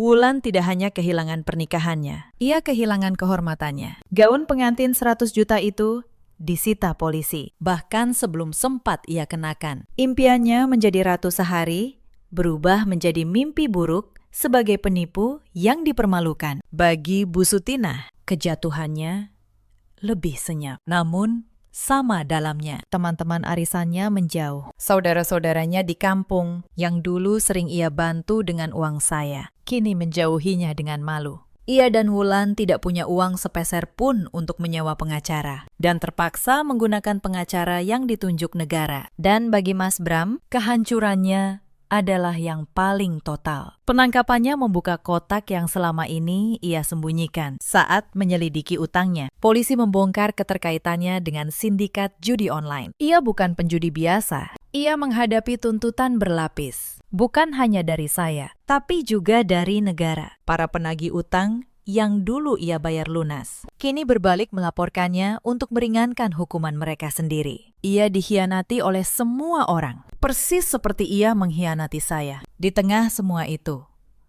saya membuat satu keputusan terakhir. Seminggu setelah kejadian, saya duduk di kantor Pak Hendra. Saya mau bercerai, kata saya.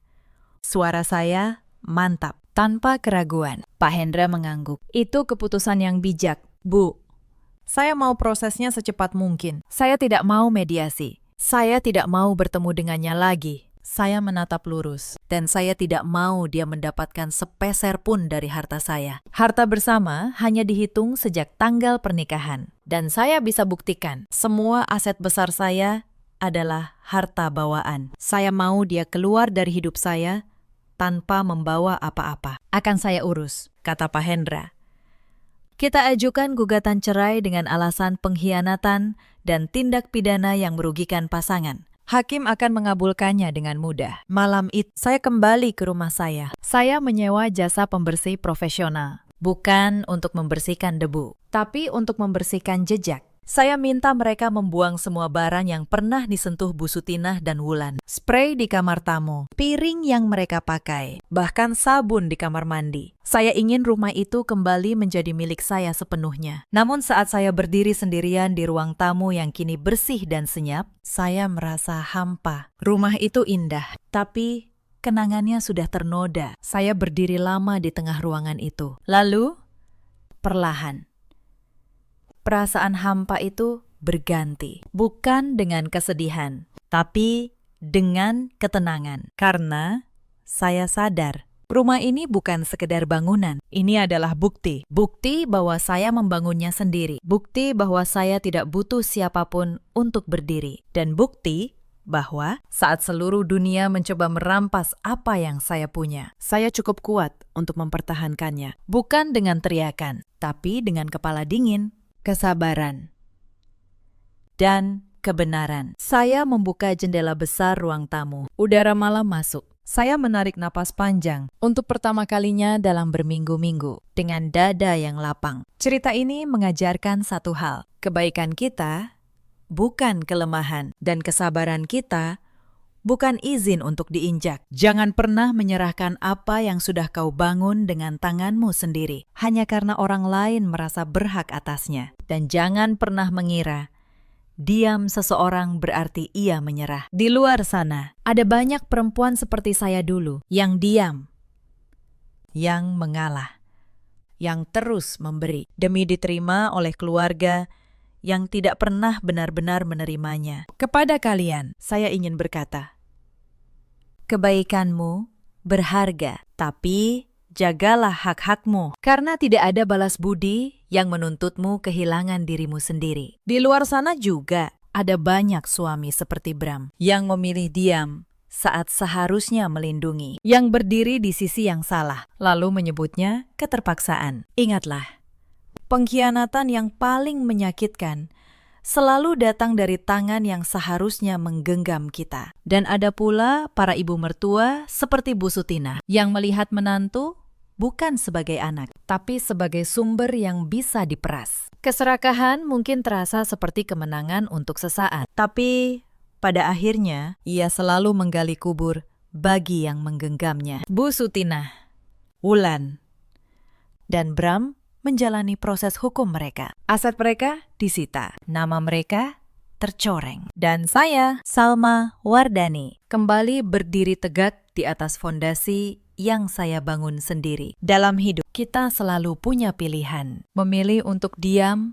dan hancur, atau memilih untuk bangkit dengan cara yang benar. Saya memilih yang kedua. Bagaimana dengan kalian? Pernahkah kalian berada di posisi seperti saya? Ceritakan kisah kalian di kolom komentar. Saya ingin tahu bagaimana kalian menghadapinya. Jangan lupa like dan subscribe agar cerita-cerita seperti ini bisa terus hadir. Terima kasih sudah menemani sampai akhir. Sampai jumpa di kisah berikutnya. Malam itu, tulang kaki kiri saya patah di lantai dapur. Mertua saya yang melakukannya. Suami saya berdiri di pintu, dan dia hanya berkata satu kalimat. Itu hukuman karena kamu keras kepala. 3 hari kemudian, mereka datang ke rumah sakit untuk menertawakan saya. Tapi ranjang itu kosong.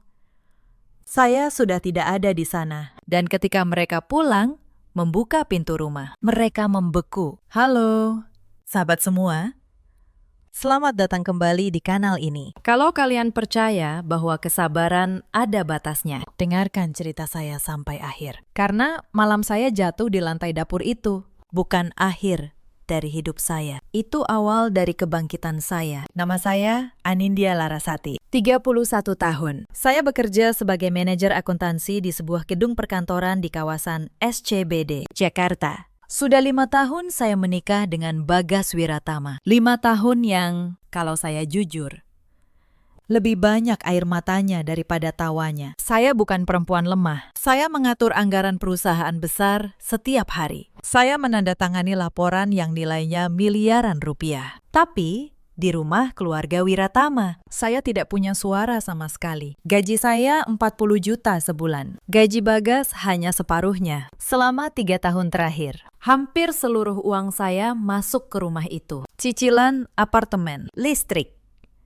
belanja dapur, arisan ibu mertua. Semua dari kantong saya. Dan tetap saja di mata mereka, saya hanyalah menantu yang tidak tahu diri. Keluarga Wiratama tinggal di sebuah rumah tua 2 lantai di kawasan Bekasi Tengah. Rumah itu dibeli dengan uang saya, walau namanya bukan nama saya. Saya pindah ke sana setelah menikah, meninggalkan apartemen kecil saya sendiri di Tebet. Saya pikir itu pengorbanan demi keluarga. Ternyata itu pintu masuk ke sebuah penjara. Ibu mertua saya bernama Kencana, 60 tahun. Dulu dia istri seorang pegawai pemerintah kota. Sejak suaminya pensiun, satu-satunya kerajaan yang dia punya adalah rumah itu. Dan satu-satunya rakyat di kerajaannya adalah saya. Ayah mertua saya, Dharma, jarang bicara. Tapi diamnya lebih dingin daripada bentakan siapapun. Dia melihat segalanya, dan dia tidak pernah membela saya sekalipun. Lalu ada Bagas, suami saya. Dulu saya mencintainya. Dia lembut waktu pacaran. Dia berjanji akan melindungi saya. Tapi begitu kami menikah, dia berubah menjadi anak kecil yang takut pada ibunya. Setiap kali ibunya marah, dia memilih diam. Dan diamnya adalah pengkhianatan yang paling pelan. Ada juga Wulan, adik ipar saya, 28 tahun. Manis di depan, tajam di belakang. Dia yang paling pintar membaca suasana dan paling pandai memutar fakta. Saya menceritakan semua ini bukan untuk meminta dikasihani. Saya menceritakannya supaya kalian paham betapa rapinya sebuah keluarga bisa menyembunyikan kekejaman di balik kata sopan santun. Awalnya tidak separah ini. Tahun pertama pernikahan, ibu mertua hanya sinis. Dia mengeluhkan masakan saya. Dia bilang, saya terlalu sibuk bekerja sampai lupa mengurus suami. Saya menelan semuanya. Saya pikir namanya juga menantu baru. Tapi setiap kali saya diam, batasnya bergeser sedikit. Dari kata-kata menjadi piring yang dibanting. Dari piring menjadi tangan yang mencubit lengan. Dan saya dengan bodohnya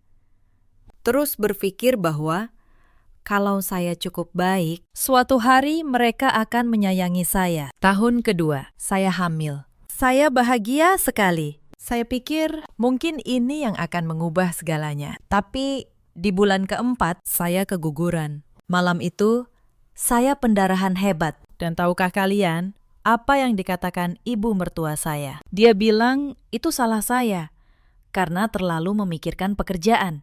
Bukan satu kata pun tentang anak yang hilang. Hanya tuduhan. Bagas hanya menunduk.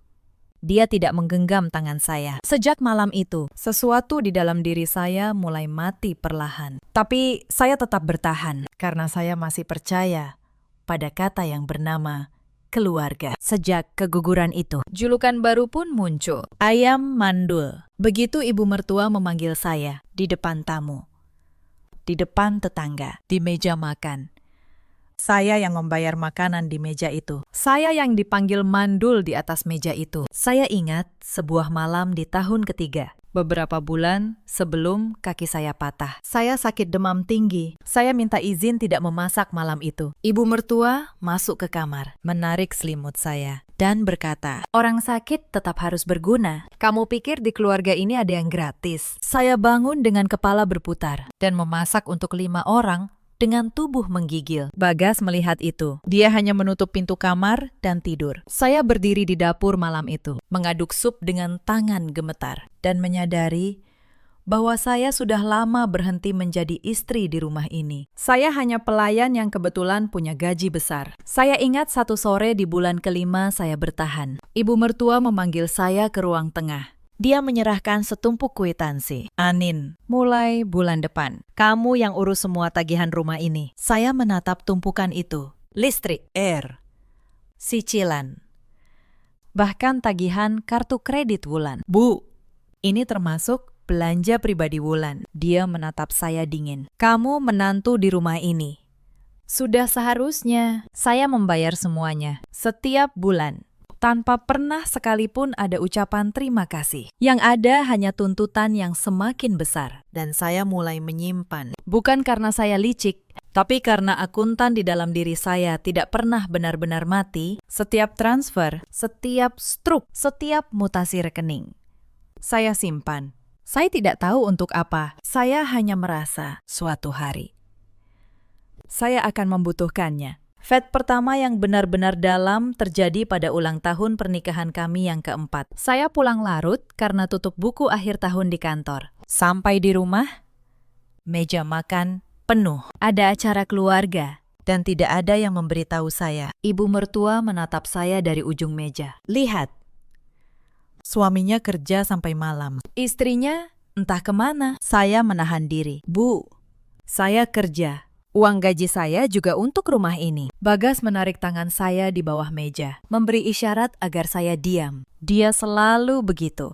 membungkam saya, bukan membela saya. Malam itu, untuk pertama kalinya, saya berpikir tentang perceraian. Tapi saya menepis pikiran itu. Saya masih punya harapan bodoh bahwa Bagas akan berubah. Dia tidak pernah berubah. Yang berubah hanya tingkat kekejaman di rumah itu. Sampailah pada malam yang mengubah segalanya. Malam ketika tulang saya patah. Hari itu hari Jumat. Saya pulang kerja dengan badan lelah luar biasa. Saya baru saja menyelesaikan audit besar. Sampai di rumah, ibu mertua sudah menunggu di dapur dengan wajah masam. Katanya masakan yang saya tinggalkan tadi pagi keasinan. Saya minta maaf. Saya bilang akan memasak ulang, tapi dia tidak ingin permintaan maaf. Dia ingin pelampiasan. Dia mengambil gilingan adonan kayu yang berat dari rak. "Kamu pikir kamu siapa?" Masih merasa mahasiswi yang bisa seenaknya. Lalu, dia memukul. Sekali ke bahu, saya terhuyung. 2 kali ke punggung. Saya jatuh berlutut di lantai. Saya memohon. Saya bilang, saya lelah. Saya minta maaf. Tapi dia mengangkat gilingan itu lagi. Dan pukulan ketiga jatuh tepat di kaki kiri saya. Saya mendengar suaranya. Bunyi retak yang tidak akan pernah saya lupakan seumur hidup. Rasa sakit menjalar seperti aliran listrik ke seluruh tubuh. Saya tersungkur di lantai dingin itu. Pandangan saya kabur oleh air mata. Saya melihat wajah tua ibu mertua yang merah karena marah. Saya melihat ayah mertua berdiri bersedekap di ambang pintu, hanya menonton.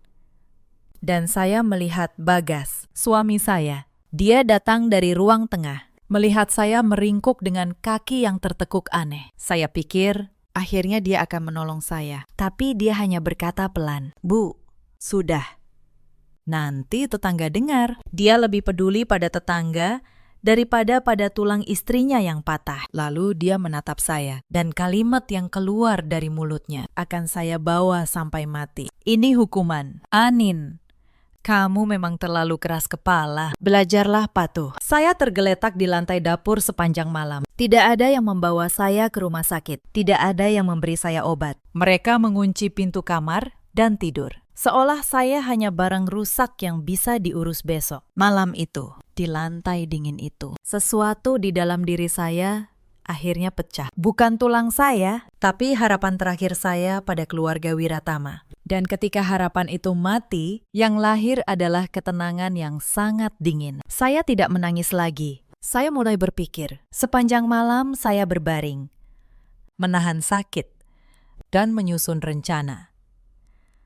Hal pertama yang saya butuhkan adalah keluar dari rumah ini. Hidup-hidup, pintu depan dikunci dari luar. Mereka selalu menyimpan kuncinya. Tapi saya ingat, ada jendela ventilasi kecil di pintu belakang dapur. Jendela yang disegel, yang tidak pernah saya perhatikan. Saya merangkak ke laci. Butuh hampir 1 jam hanya untuk sampai ke sana. Menyeret kaki yang patah. Di dalam laci ada pembuka kaleng tua. Bilahnya sudah usang, tapi cukup tajam. Saya tidak menggunakannya untuk menyakiti siapapun. Itu hanya akan menambah masalah. Saya menggunakannya untuk mencongkel segel jendela kecil itu. Jendela itu sempit. Tapi setelah keguguran dan setahun stres, tubuh saya kurus sekali di hadapan naluri bertahan hidup. Rasa sakit pun seolah mengalah. Saya memaksakan tubuh saya keluar, jatuh ke gang belakang yang gelap, dan merangkak ke jalan besar. Seorang pengemudi ojek menemukan saya di pinggir jalan menjelang subuh. Dia mengira saya korban tabrak lari. Saya hanya bisa berbisik, "Tolong, antar saya ke rumah sakit." Saya tidak akan pernah melupakan kebaikan orang asing itu. Di rumah sakit, dokter memvonis kaki kiri saya patah di 2 titik. Mereka bilang kalau saya datang beberapa jam lebih lambat. Mungkin saya kehilangan kaki itu. Saya hanya tersenyum pahit. Mereka tidak tahu. Saya hampir kehilangan jauh lebih banyak daripada sekadar kaki. Yang merawat saya adalah seorang suster bernama Laras. Perempuan muda dengan mata yang tajam tapi hangat. Dia melihat luka-luka lama di tubuh saya. Bekas kubitan, memar yang menumpuk. Dia tidak banyak bertanya. Tapi suatu malam, dia duduk di sisi ranjang saya dan berkata pelan, "Mbak, luka seperti ini bukan karena jatuh. Saya pernah lihat yang seperti ini. Kalau Mbak butuh bantuan, saya di sini." Untuk pertama kalinya dalam 5 tahun, ada orang yang berdiri di pihak saya. Saya menangis. Bukan karena kaki saya, tapi karena ada manusia yang melihat saya sebagai manusia. Saya tinggal di kamar 30. Saya tidak memberitahu siapapun di keluarga Wiratama di mana saya berada. Saya butuh waktu untuk berpikir. Dan saya butuh bukti. Hari ketiga, mereka datang. Saya tidak melihat langsung, tapi Suster Laras menceritakannya kemudian. Ibu mertua mengenakan blus sutra terbaiknya. Ayah mertua berjalan dengan tangan di belakang punggung, seolah sedang inspeksi. Mereka tahu saya dirawat di sini. Entah dari mana. Mereka berhenti di depan kamar lama tempat saya pertama kali masuk, sebelum saya dipindahkan. Kosong. Suara melengking ibu mertua bergema di koridor. Di mana dia? Di mana menantu kurang ajar itu? Mereka datang bukan untuk meminta maaf. Mereka datang untuk memastikan saya tidak membuka mulut. Mereka datang untuk menertawakan saya. Tapi yang mereka temukan hanya ranjang kosong. Dan seorang dokter yang menutup mulut rapat-rapat. Saya sudah meminta pihak rumah sakit merahasiakan kamar saya. Dr. Marwan, kepala bangsa. Sudah saya beritahu sebagian cerita. Dan rumah sakit demi keselamatan pasien melindungi saya. Malam itu, Suster Laras membawakan saya sesuatu. Hasil ronsen kaki saya. "Mbak, ini bukti. Patahan seperti ini tidak mungkin karena jatuh biasa. Ini karena benda tumpul yang berat. Simpan baik-baik." Saya menatap lembaran ronsen itu. Garis patahan yang jelas. Itu bukan sekedar gambar tulang. Itu adalah saksi bisu yang tidak bisa dibeli. Tidak bisa dibungkam. Saya mulai menyusun. Saya minta tolong Suster Laras memotret semua luka di tubuh saya. Memar yang lama, yang baru. Saya kumpulkan rekam medis. Lalu saya buka laptop dari tas yang dibawakan teman kantor saya. Dan saya mulai menarik semua data keuangan 3 tahun terakhir. Mutasi rekening, bukti transfer, struk cicilan rumah. Semua yang dulu saya simpan tanpa tahu alasannya, kini punya makna. Di hari kedua, ponsel saya berdering. Nomor Bagas. Saya ragu sejenak, lalu mengangkatnya. Dengan perekam suara yang sudah aktif, suaranya tidak khawatir sedikit pun. Anin, kamu di mana? Ibu marah besar. Kamu mempermalukan keluarga. Saya bertanya pelan. Bagas, kaki saya patah. Kamu menelpon untuk menanyakan kaki saya atau untuk menyuruh saya pulang? Dia terdiam sebentar, lalu menjawab, pulang. Kita selesaikan ini di rumah. Jangan libatkan orang luar. Saya menutup telepon. Saya tahu, menyelesaikan di rumah hanya berarti membungkam saya di tempat tidak ada saksi. Tapi, rekaman percakapan itu saya simpan baik-baik. Mereka terus memberi saya bukti, dan mereka tidak pernah sadar. Sore harinya, Bagas menelpon lagi. Kali ini nadanya berubah, bukan lagi perintah, tapi rayuan. Dia bilang dia merindukan saya. Dia bilang ibu sudah berjanji tidak akan mengulanginya. Dia memohon agar saya tidak melapor. Saya mendengarkan semuanya. Lalu, saya bertanya satu hal yang membuatnya bungkam. Bagas, kalau ibu memukul anak kandungmu sampai tulangnya patah, apa kamu juga akan menyuruhnya pulang dan diam? Dia tidak menjawab karena dia tahu jawabannya. Bagi mereka, saya memang tidak pernah dianggap keluarga. Saya hanya sumber uang yang kebetulan bisa berjalan dan bicara. Beberapa hari setelah kunjungan Wulan, datang ancaman dengan bentuk berbeda. Sebuah amplop diantar kurir ke rumah sakit atas nama ibu mertua. Di dalamnya ada selembar surat pernyataan yang sudah diketik rapi. Isinya menyatakan bahwa saya mengakui jatuh sendiri di kamar mandi, bahwa tidak ada kekerasan, dan bahwa saya merelakan semua harta yang sudah saya keluarkan sebagai hadiah sukarela untuk keluarga. Di bawahnya ada kolom tanda tangan saya. Mereka hanya butuh satu coretan pena untuk mengubur seluruh kebenaran. Saya tersenyum membaca surat itu. Mereka pikir saya perempuan lemah yang bisa ditakut-takuti dengan kertas. Padahal saya akuntan. Saya hidup di antara dokumen dan tanda tangan setiap hari. Saya tahu persis kekuatan sehelai kertas. Dan saya tahu kapan sebuah kertas justru menjadi bukti melawan pembuatnya. Surat itu tidak saya tanda tangani. Saya menyerahkannya kepada pengacara saya nanti sebagai bukti percobaan paksaan. Lalu mereka mencoba menyentuh hal yang mereka kira paling melukai saya. Uang.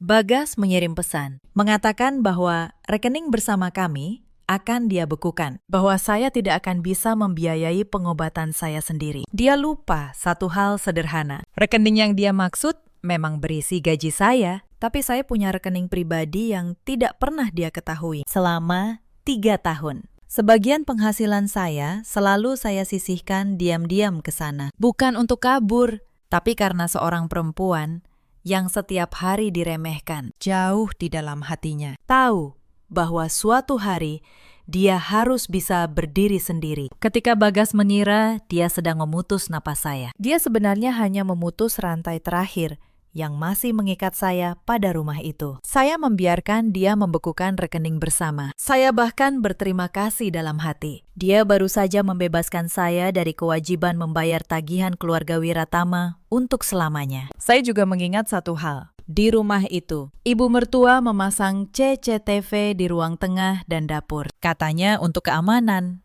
Padahal untuk mengawasi saya, dia tidak pernah berpikir bahwa kamera itu suatu hari akan merekam tangannya sendiri yang mengangkat gilingan adonan. Akun penyimpanan rekaman CCTV itu terhubung ke ponsel saya, karena sayalah yang membayar langganan layanannya. Mereka selalu lupa bahwa hampir segalanya di rumah itu dibayar oleh perempuan yang mereka pukuli. Saya membuka aplikasi, dan di sana tersimpan ada rekaman malam itu.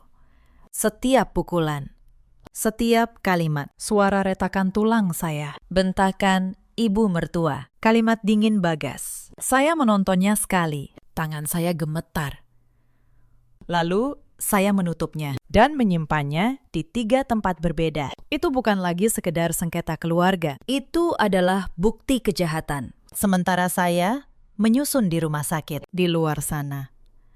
Suster Laras melakukan sesuatu yang tidak saya minta. Dia membuat sebuah unggahan anonim. Dia menceritakan tentang seorang perempuan yang dipukul keluarganya sendiri sampai tulangnya patah. Lalu tidak dibawa ke rumah sakit. Dia menyertakan foto dengan wajah saya ditutupi dan potongan ronsen.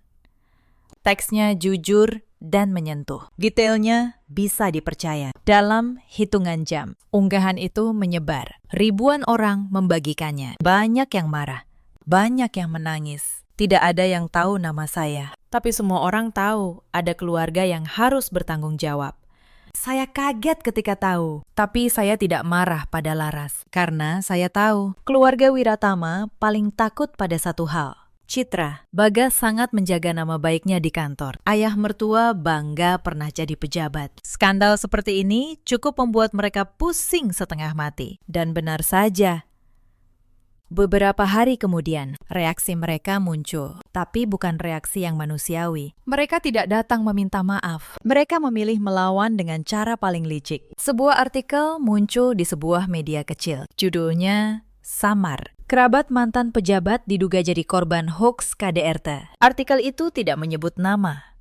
Tapi isinya membalikan cerita. Mengutip komentar yang menyebut bahwa korban punya gangguan mental. Bahwa laporannya mungkin tidak benar. Diakhiri imbauan agar netizen berpikir rasional. Agar tidak menyakiti orang yang tidak bersalah. Suster Laras memerah karena marah ketika membacanya. Mbak, mereka membeli media. Mereka membalikkan semuanya. Saya membaca artikel itu dengan tenang. Lalu saya berkata, ayah mertua saya dulu hanya kepala bagian kecil di pemerintah kota. Tapi dia masih punya kenalan. Dan kenalan itu lebih murah daripada yang dia kira. Mereka tidak membeli kebenaran. Mereka hanya membeli beberapa kalimat. Dan kalimat bisa dilawan dengan bukti. Hari berikutnya, keadaan memburuk. Keluarga Wiratama tahu saya dirawat di rumah sakit ini dan mereka datang beramai-ramai. Mereka membuat keributan di lobi. Ibu mertua menangis dan berteriak, menuduh rumah sakit menyembunyikan saya. Bagas berdiri di sampingnya dengan wajah pucat. Wulan merekam semuanya dengan ponsel. Petugas keamanan mencoba menahan mereka, tapi mereka memblokir lift dan tangga. Mereka bertanya pada semua orang, di mana Anindya Larasati dari kamar 30. Banyak orang menonton. Citra rumah sakit terancam. Seorang petugas datang ke kamar saya dengan wajah cemas. Bu, mereka bilang, Bu Anindya punya gangguan jiwa, punya kecenderungan kekerasan. Mereka minta kami menyerahkan Bu Anindya pada keluarga. Saya menatap petugas itu dengan tenang. Saya manajer akuntansi sebuah perusahaan. Saya menandatangani laporan miliaran rupiah setiap bulan. Apakah saya terlihat seperti orang yang tidak waras? Atau mereka hanya ingin membawa saya pulang untuk dibungkam selamanya? Saya meminta pihak rumah sakit memanggil polisi jika mereka memaksa masuk. Saya juga menegaskan, tidak satupun anggota keluarga Wiratama yang boleh mendekati kamar saya. Pintu kamar dijaga. Dan untuk pertama kalinya, mereka tidak bisa menyentuh saya. Sore itu, ayah mertua datang sendirian. Dia tidak ikut berteriak seperti yang lain. Dia menunggu di bawah, di kursi lobi. Sangat lama. Suster Laras memberitahu saya, Pak Dharma di bawah. Katanya ingin bicara pribadi dengan Mbak. Sekali saja, saya menolak. Saya tidak akan menemuinya. Saya tahu, tidak ada gunanya. Pasti hanya akan sama. Ancaman dibungkus kata bijak. Tawaran damai yang sebenarnya jebakan. Ayah mertua menunggu sampai malam. Baru ketika hari gelap, dia pergi. Saya tidak tahu apa yang ingin dia katakan. Dan saya tidak ingin tahu. Keesokan harinya, datang utusan baru. Kali ini, lebih halus. Wulan, adik ipar saya, datang membawa sekantong buah dan senyum manis. Mbak Anin, aku khawatir banget. Keluarga lagi kacau. Ibu nyesel kok. Sungguh. Saya menatapnya. Wulan datang sebagai apa? Sebagai adik atau sebagai mata-mata? Senyumnya goyah sedikit. Tapi dia tetap bicara manis. Dia bertanya, apakah saya menyimpan sesuatu? Apakah ada rekaman? Apakah saya berniat lapor polisi? Setiap pertanyaannya membongkar maksud sebenarnya. Mereka tidak khawatir pada saya. Mereka khawatir pada apa yang saya pegang. Saya menjawab dengan tenang. Sampaikan pada ibumu. Saya baik-baik saja. Dan saya sedang berpikir. Wulan pergi dengan wajah bingung. Saya tahu. Kebingungan itu jauh lebih berbahaya bagi mereka daripada kemarahan. Malam itu, saya hampir menekan tombol kirim pada sebuah pesan ke pengacara. Ketika pintu kamar diketuk pelan, seorang perempuan parubaya masuk. Wajahnya terasa akrab. Itu Tante Santi, Bibi Bagas. Bibi yang bertahun-tahun tidak berhubungan dengan keluarga Wiratama. Konon karena perselisihan lama dengan ibu mertua, Nares panggilnya. Dengan ekspresi yang rumit. Lalu dia meletakkan kantong buah dan berkata, Tante datang bukan sebagai perantara. Tante datang untuk minta maaf. Saya terkejut. Minta maaf untuk apa? Tante Santi duduk. Tangannya gemetar. Lalu dia menceritakan sesuatu yang membuat darah saya membeku. Dia bilang, saya bukan menantu pertama yang diperlakukan seperti ini. Ada perempuan sebelum saya. Istri pertama Bagas. Saya tidak pernah tahu Bagas pernah menikah. Tante Santi mengangguk pelan. Namanya Ratih. Dia menikah dengan Bagas 7 tahun lalu. Dia juga punya pekerjaan bagus. Dan dia juga dipaksa membayar semua kebutuhan keluarga. Sampai suatu hari dia pergi. Dan keluarga ini menutup mulut rapat-rapat. Mereka bilang Ratih pergi karena gila. Saya merasa seperti ditampar. Pernikahan yang saya kira tulus. Ternyata sejak awal adalah sebuah pola, sebuah perangkap yang dirancang dengan rapi. Mereka mencari perempuan mapan, menikahkannya dengan Bagas, menguras keuangannya, lalu membuangnya ketika sudah habis. Dan saya, dengan bodohnya, mengira kalau saya cukup baik, saya akan mendapat sedikit kasih sayang. Tante Santi memberi saya satu hal lagi, nomor telepon Ratih, istri pertama. Hubungi dia, Nares. Kalian punya cerita yang sama, dan satu suara mungkin diragukan, tapi dua suara susah dibantah. Malam itu, saya menelpon Ratih. Suaranya bergetar ketika dia tahu siapa saya. Lalu, perlahan, dia bercerita. Dia menikah dengan Bagas 7 tahun lalu.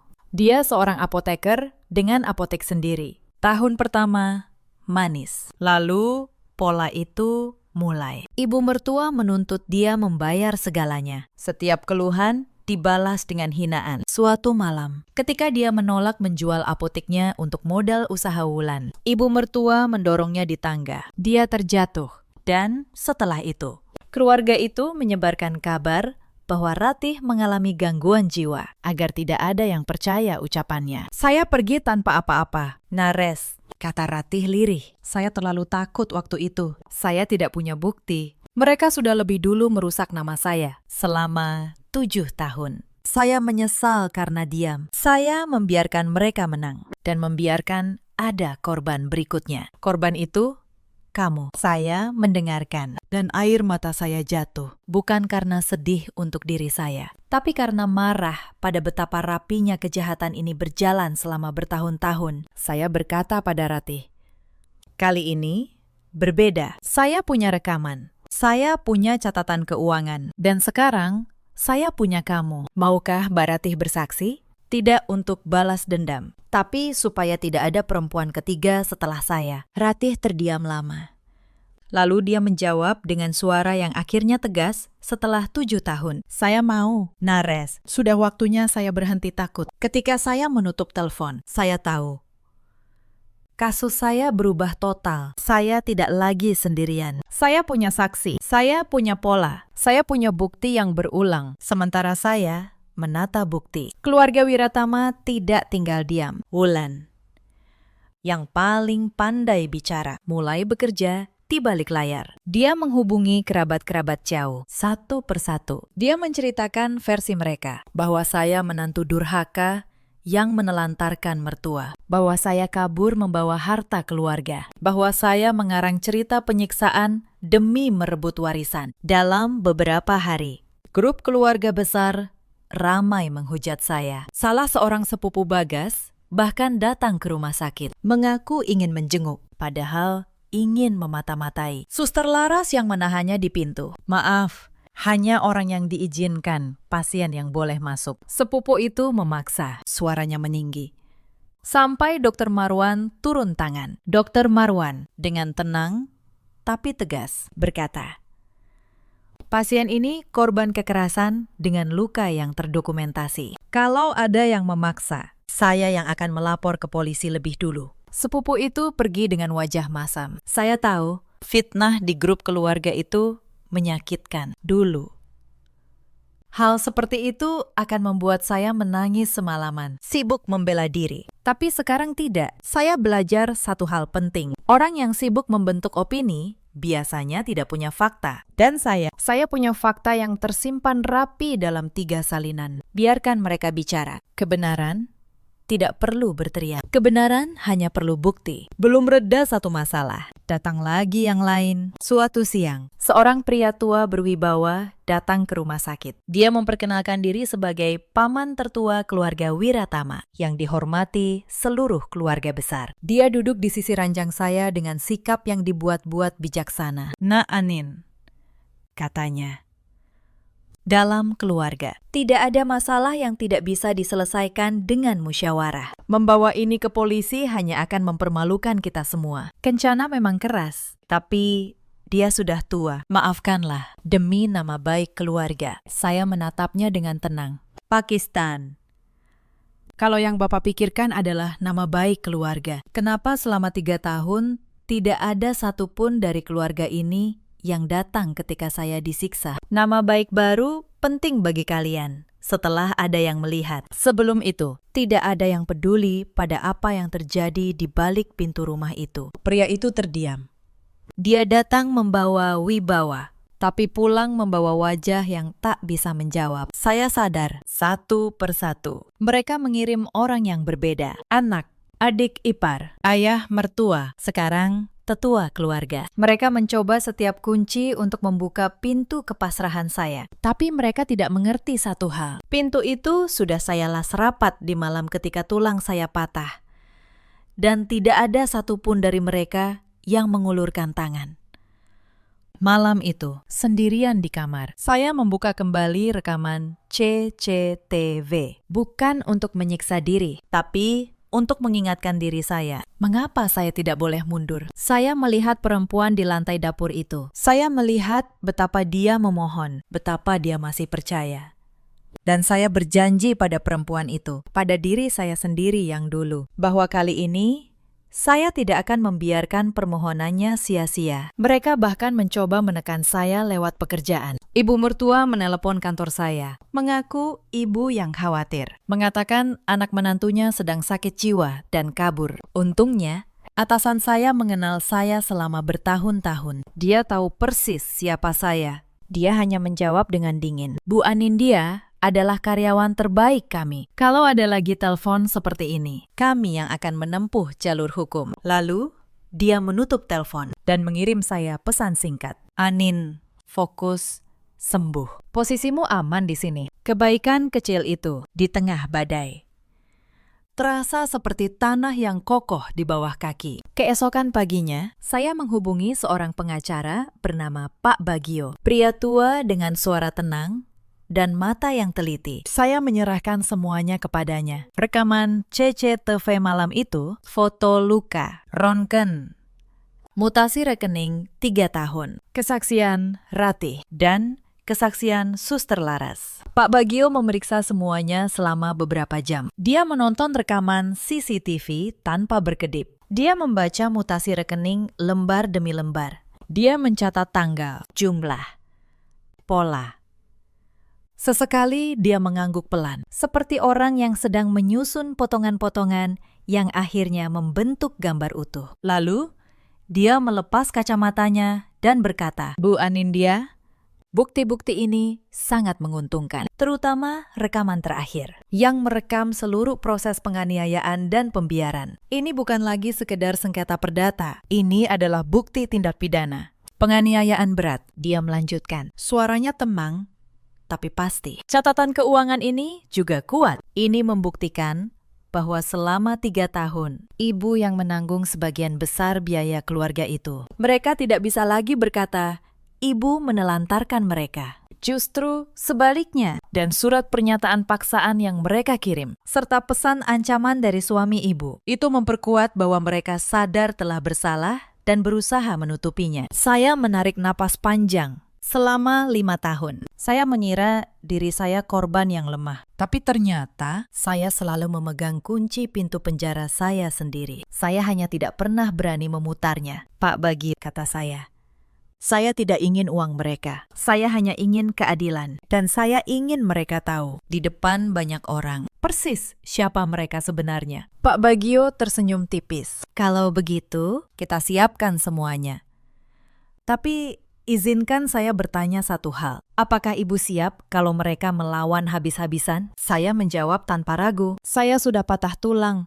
Pakistan, tidak ada lagi yang bisa mereka patahkan dari saya. Kami menyiapkan 2 hal sekaligus. Laporan pidana ke polisi atas penganiayaan berat dan gugatan perceraian. Lengkap dengan tuntutan pengembalian seluruh uang yang saya keluarkan selama 3 tahun. Pak Bagio menghitung. Total yang saya tanggung untuk keluarga itu lebih dari 1,5 miliar rupiah. Semuanya tercatat. Hitam di atas putih. Sementara itu, di luar, keluarga Wiratama mulai panik. Unggahan Suster Laras masih menyebar. Beberapa wartawan mulai mencari tahu. Tekanan datang dari segala arah. Dan dalam kepanikan, mereka melakukan kesalahan terbesar mereka. Mereka mengirim pesan ke ponsel saya. Bagas yang menulisnya. Isinya, kalau saya berani lapor polisi, mereka akan menyebarkan bahwa saya gila. Bahwa saya yang menyiksa diri sendiri demi uang. Dia menulis ancaman itu hitam di atas putih, di sebuah pesan yang tersimpan rapi. Dia memberi saya satu bukti tambahan, secara cuma-cuma. Saya menyimpan pesan itu, lalu saya kirim ke Pak Bagio. Dia hanya membalas dengan satu kalimat. Mereka baru saja menggali kuburan mereka sendiri. Tibalah hari yang saya tunggu. Hari ketika semuanya selesai. Mediasi diadakan di sebuah ruang di kantor pengacara. Dihadiri kedua pihak. Sebelum kasus pidana benar-benar bergulir, saya datang dengan kursi roda. Kaki kiri saya masih digips. Pak Bagio di samping saya. Di seberang meja duduk ibu mertua, ayah mertua, Bagas, dan Wulan. Wajah mereka sudah tidak seangkuh dulu. Ibu mertua mencoba bicara lebih dulu dengan nada yang dibuat lembut. Anin, nak, kita ini keluarga. Masalah keluarga jangan dibawa keluar. Ibu hilaf. Ibu minta maaf. Untuk pertama kalinya, dia menyebut saya nak. 5 tahun saya menunggu kata itu. Dan sekarang, kata itu tidak ada artinya sama sekali. Saya menatapnya tenang. Bu, ibu memanggil saya nak hari ini karena ibu takut. Bukan karena ibu menyesal. Lalu, saya membuka map di pangkuan saya. Pak Bagio memutar rekaman CCTV malam itu di layar. Suara retakan tulang saya memenuhi ruangan. Bentakan ibu mertua. Kalimat dingin Bagas. Ini hukuman karena kamu keras kepala. Ruangan itu senyap total. Wajah ibu mertua memucat. Wulan menunduk. Bagas tidak berani menatap saya. Saya berkata, suara saya pelan tapi terdengar jelas di ruangan yang sunyi itu. Selama 3 tahun, saya membayar lebih dari 1,5 miliar untuk keluarga ini. Ini catatannya, lengkap. Saya yang membayar listrik di rumah, tempat kaki saya dipatahkan. Saya yang membayar, CCTV yang merekam.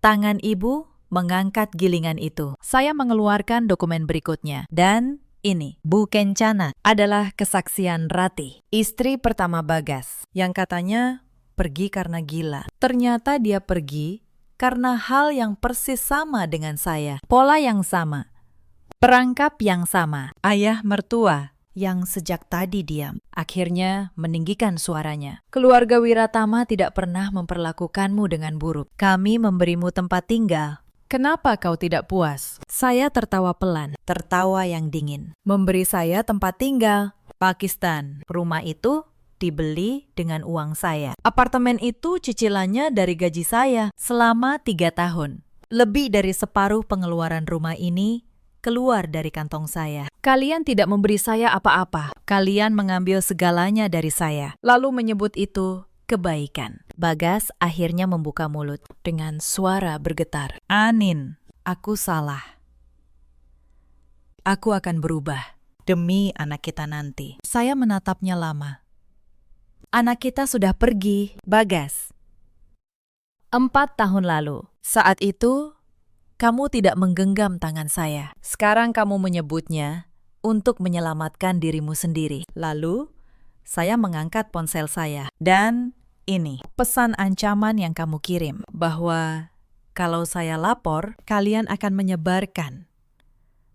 Saya gila. Bagas, kamu seorang akuntan di perusahaan yang menjaga citra. Apa kata kantormu kalau bukti ini sampai ke meja mereka? Wajah Bagas hancur seketika. Karena dia tahu itu bukan ancaman kosong. Dia menunduk. Dan untuk pertama kalinya dalam 5 tahun, saya melihat air mata di matanya. Tapi air mata itu datang terlambat. Dan bukan untuk saya. Air mata itu untuk dirinya sendiri. Untuk karir dan nama baik yang akan runtuh. Saya tidak merasa apa-apa lagi melihatnya. Hati yang sudah terlalu lama disakiti akhirnya berhenti merasa. Wulan, yang selama ini paling pandai bicara, mencoba menyela. Mbak, kalau Mbak lapor, keluarga ini hancur. Kasihan, ibu sudah tua. Saya menoleh padanya. Wulan, selama 3 tahun, kartu kreditmu saya yang bayar. Kamu tidak pernah bilang kasihan pada saya saat saya dipanggil mandul di meja makan. Sekarang kamu minta saya kasihan. Lalu siapa yang kasihan pada saya? Wulan, siapa yang kasihan pada kaki saya? Pada anak yang hilang. Pada malam-malam, saya tidur menahan sakit. Ruangan itu sunyi. Tidak ada lagi yang bisa mereka katakan. Ibu mertua membuka mulut, tapi tidak ada suara yang keluar. Dia hanya jatuh lemas di kursinya. Tatapannya kosong. Ayah mertua yang selalu dingin, kini terlihat seperti orang tua biasa yang kehilangan semua kekuatannya. Pak Bagio menutup map dan berkata dengan tenang, kami akan melanjutkan laporan pidana dan gugatan perdata atas pengembalian dana. Mediasi ini hanya formalitas. Klien saya tidak datang untuk berdamai. Klien saya datang untuk menunjukkan bahwa dia tidak lagi takut. Saya memutar kursi roda saya menuju pintu. Sebelum keluar, saya berhenti sebentar. Saya tidak menoleh. Bu Kencana, saya dulu memanggil ibu dengan hormat. Saya membayar semua kebutuhan ibu. Yang saya minta hanya dianggap manusia. Itu satu-satunya hal yang tidak pernah ibu berikan. Lalu saya pergi. Proses hukum berjalan beberapa bulan. Bukti yang saya kumpulkan terlalu kuat untuk dibantah. Rekaman itu. Kesaksian Rati. Kesaksian Suster Laras. Semuanya berdiri kokoh. Ibu mertua dinyatakan bersalah atas penganiayaan, mengingat usianya. Hukumannya tidak terlalu lama, tapi namanya tercatat. Ayah mertua kehilangan sisa wibawa yang selama ini dia jaga. Wulan kehilangan teman-temannya satu persatu ketika cerita yang sebenarnya menyebar. Bagas kehilangan pekerjaannya. Perusahaan yang sangat menjaga citra tidak ingin menyimpan seorang karyawan yang terlibat kasus kekerasan rumah tangga. Pria yang dulu lebih takut pada tetangga daripada pada penderitaan istrinya, kini kehilangan segala yang dia jaga mati-matian. Perceraian saya dikabulkan. Pengadilan memerintahkan pengembalian sebagian besar dana yang saya keluarkan. Saya tidak mengambil semuanya, saya hanya mengambil yang cukup untuk memulai hidup baru. Sisanya, saya biarkan. Bukan karena saya baik, tapi karena saya tidak ingin 1 rupiah pun lagi dari rumah itu menempel di tangan saya pada hari putusan terakhir di koridor pengadilan. Ibu mertua di kursi rodanya memanggil saya. Suaranya parau. Anin, kau puas sekarang. Kau menghancurkan keluarga kami. Saya berhenti. Saya menatapnya tanpa marah, tanpa benci, hanya lelah. Bu, selama 3 tahun saya disiksa. Malam itu, kaki saya dipatahkan. Anak saya hilang dan tidak ada yang peduli. Kalian meminta saya memaafkan, tapi tidak pernah sekalipun ada yang bertanya, siapa yang akan memaafkan saya? Saya tidak menghancurkan keluarga ini. Bu, Kalian sudah menghancurkannya sejak lama. Saya hanya berhenti membayar untuk menutupinya. Ibu mertua tidak menjawab. Tatapannya kosong. Semua kekuatannya seakan terkuras habis. Saya berbalik. Dan untuk pertama kalinya dalam 5 tahun, saya melangkah keluar tanpa beban di pundak saya. Meski masih dengan tongkat, langkah saya terasa ringan. Setahun kemudian, saya menyewa apartemen kecil di Tebet, dekat tempat-tempat saya dulu tinggal sebelum menikah. Kaki saya sudah pulih, walau masih ada bekas. Kalau cuaca dingin, kadang masih terasa nyeri. Tapi nyeri itu kini terasa berbeda. Dulu ia adalah luka, sekarang ia adalah pengingat. Pengingat bahwa saya pernah jatuh serendah-rendahnya dan tetap bisa bangkit dengan kaki saya sendiri. Saya kembali bekerja. Dan tidak lama setelah itu, saya naik jabatan menjadi kepala bagian keuangan. Saya berteman dekat dengan Suster Laras, perempuan yang dulu pertama kali berdiri di pihak saya, yang ternyata menjadi sahabat terbaik dalam hidup saya. Saya juga masih sesekali bertemu Ratih, dua perempuan yang pernah terjebak di rumah yang sama. Kini, saling menguatkan. Kadang kami tertawa, kadang menangis. Tapi selalu pulang dengan hati yang lebih ringan. Suatu sore, saya memasak ikan goreng, sayur asem, dan sambal terasi di dapur kecil saya sendiri. Dapur yang tidak ada gilingan adonan yang mengancam. Dapur yang hangat. Saya makan dengan tenang. Untuk pertama kalinya dalam waktu yang sangat lama. Cerita ini mengajarkan satu hal. Kesabaran bukanlah kelemahan, tapi kesabaran yang tidak punya batas. Hanya akan menjadi izin bagi orang lain untuk terus menyakiti kita. Jangan pernah mengira bahwa dengan menjadi cukup baik, orang yang jahat akan berubah menjadi baik. Dan jangan pernah membiarkan siapapun meyakinkan kita bahwa diam adalah bentuk cinta. Di luar sana, ada banyak perempuan yang seperti saya dulu, yang menanggung segalanya, membayar segalanya, dan tetap dianggap tidak berharga. Yang mengira kalau mereka bertahan cukup lama, suatu hari akan dicintai. Saya ingin kalian tahu, harga diri kalian tidak diukur dari seberapa banyak yang bisa kalian tahan. Ada juga banyak suami seperti Bagas di luar sana yang memilih diam saat seharusnya membela, yang lebih takut pada omongan tetangga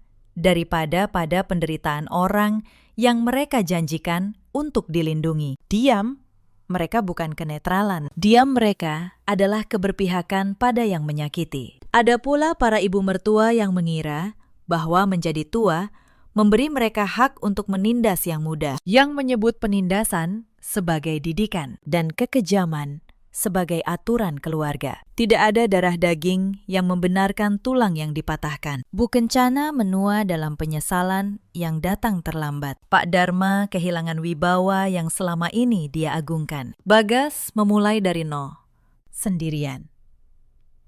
Wulan belajar dengan cara yang pahit bahwa lidah yang manis tidak selamanya menyelamatkan. Dan saya, perempuan yang dulu tergeletak di lantai dapur dengan tulang yang patah, kini berdiri tegak di atas kaki saya sendiri. Dalam hidup, kita selalu punya pilihan. Bertahan dalam penderitaan, atau berani memutar kunci yang sebenarnya selalu ada di tangan kita. Saya memilih yang kedua, dan saya tidak pernah menyesalinya. Kalau cerita saya menyentuh hati kalian, ceritakan kisah kalian di kolom komentar. Mungkin ada seseorang di luar sana yang membutuhkan keberanian yang sama. Terima kasih sudah menemani saya sampai akhir.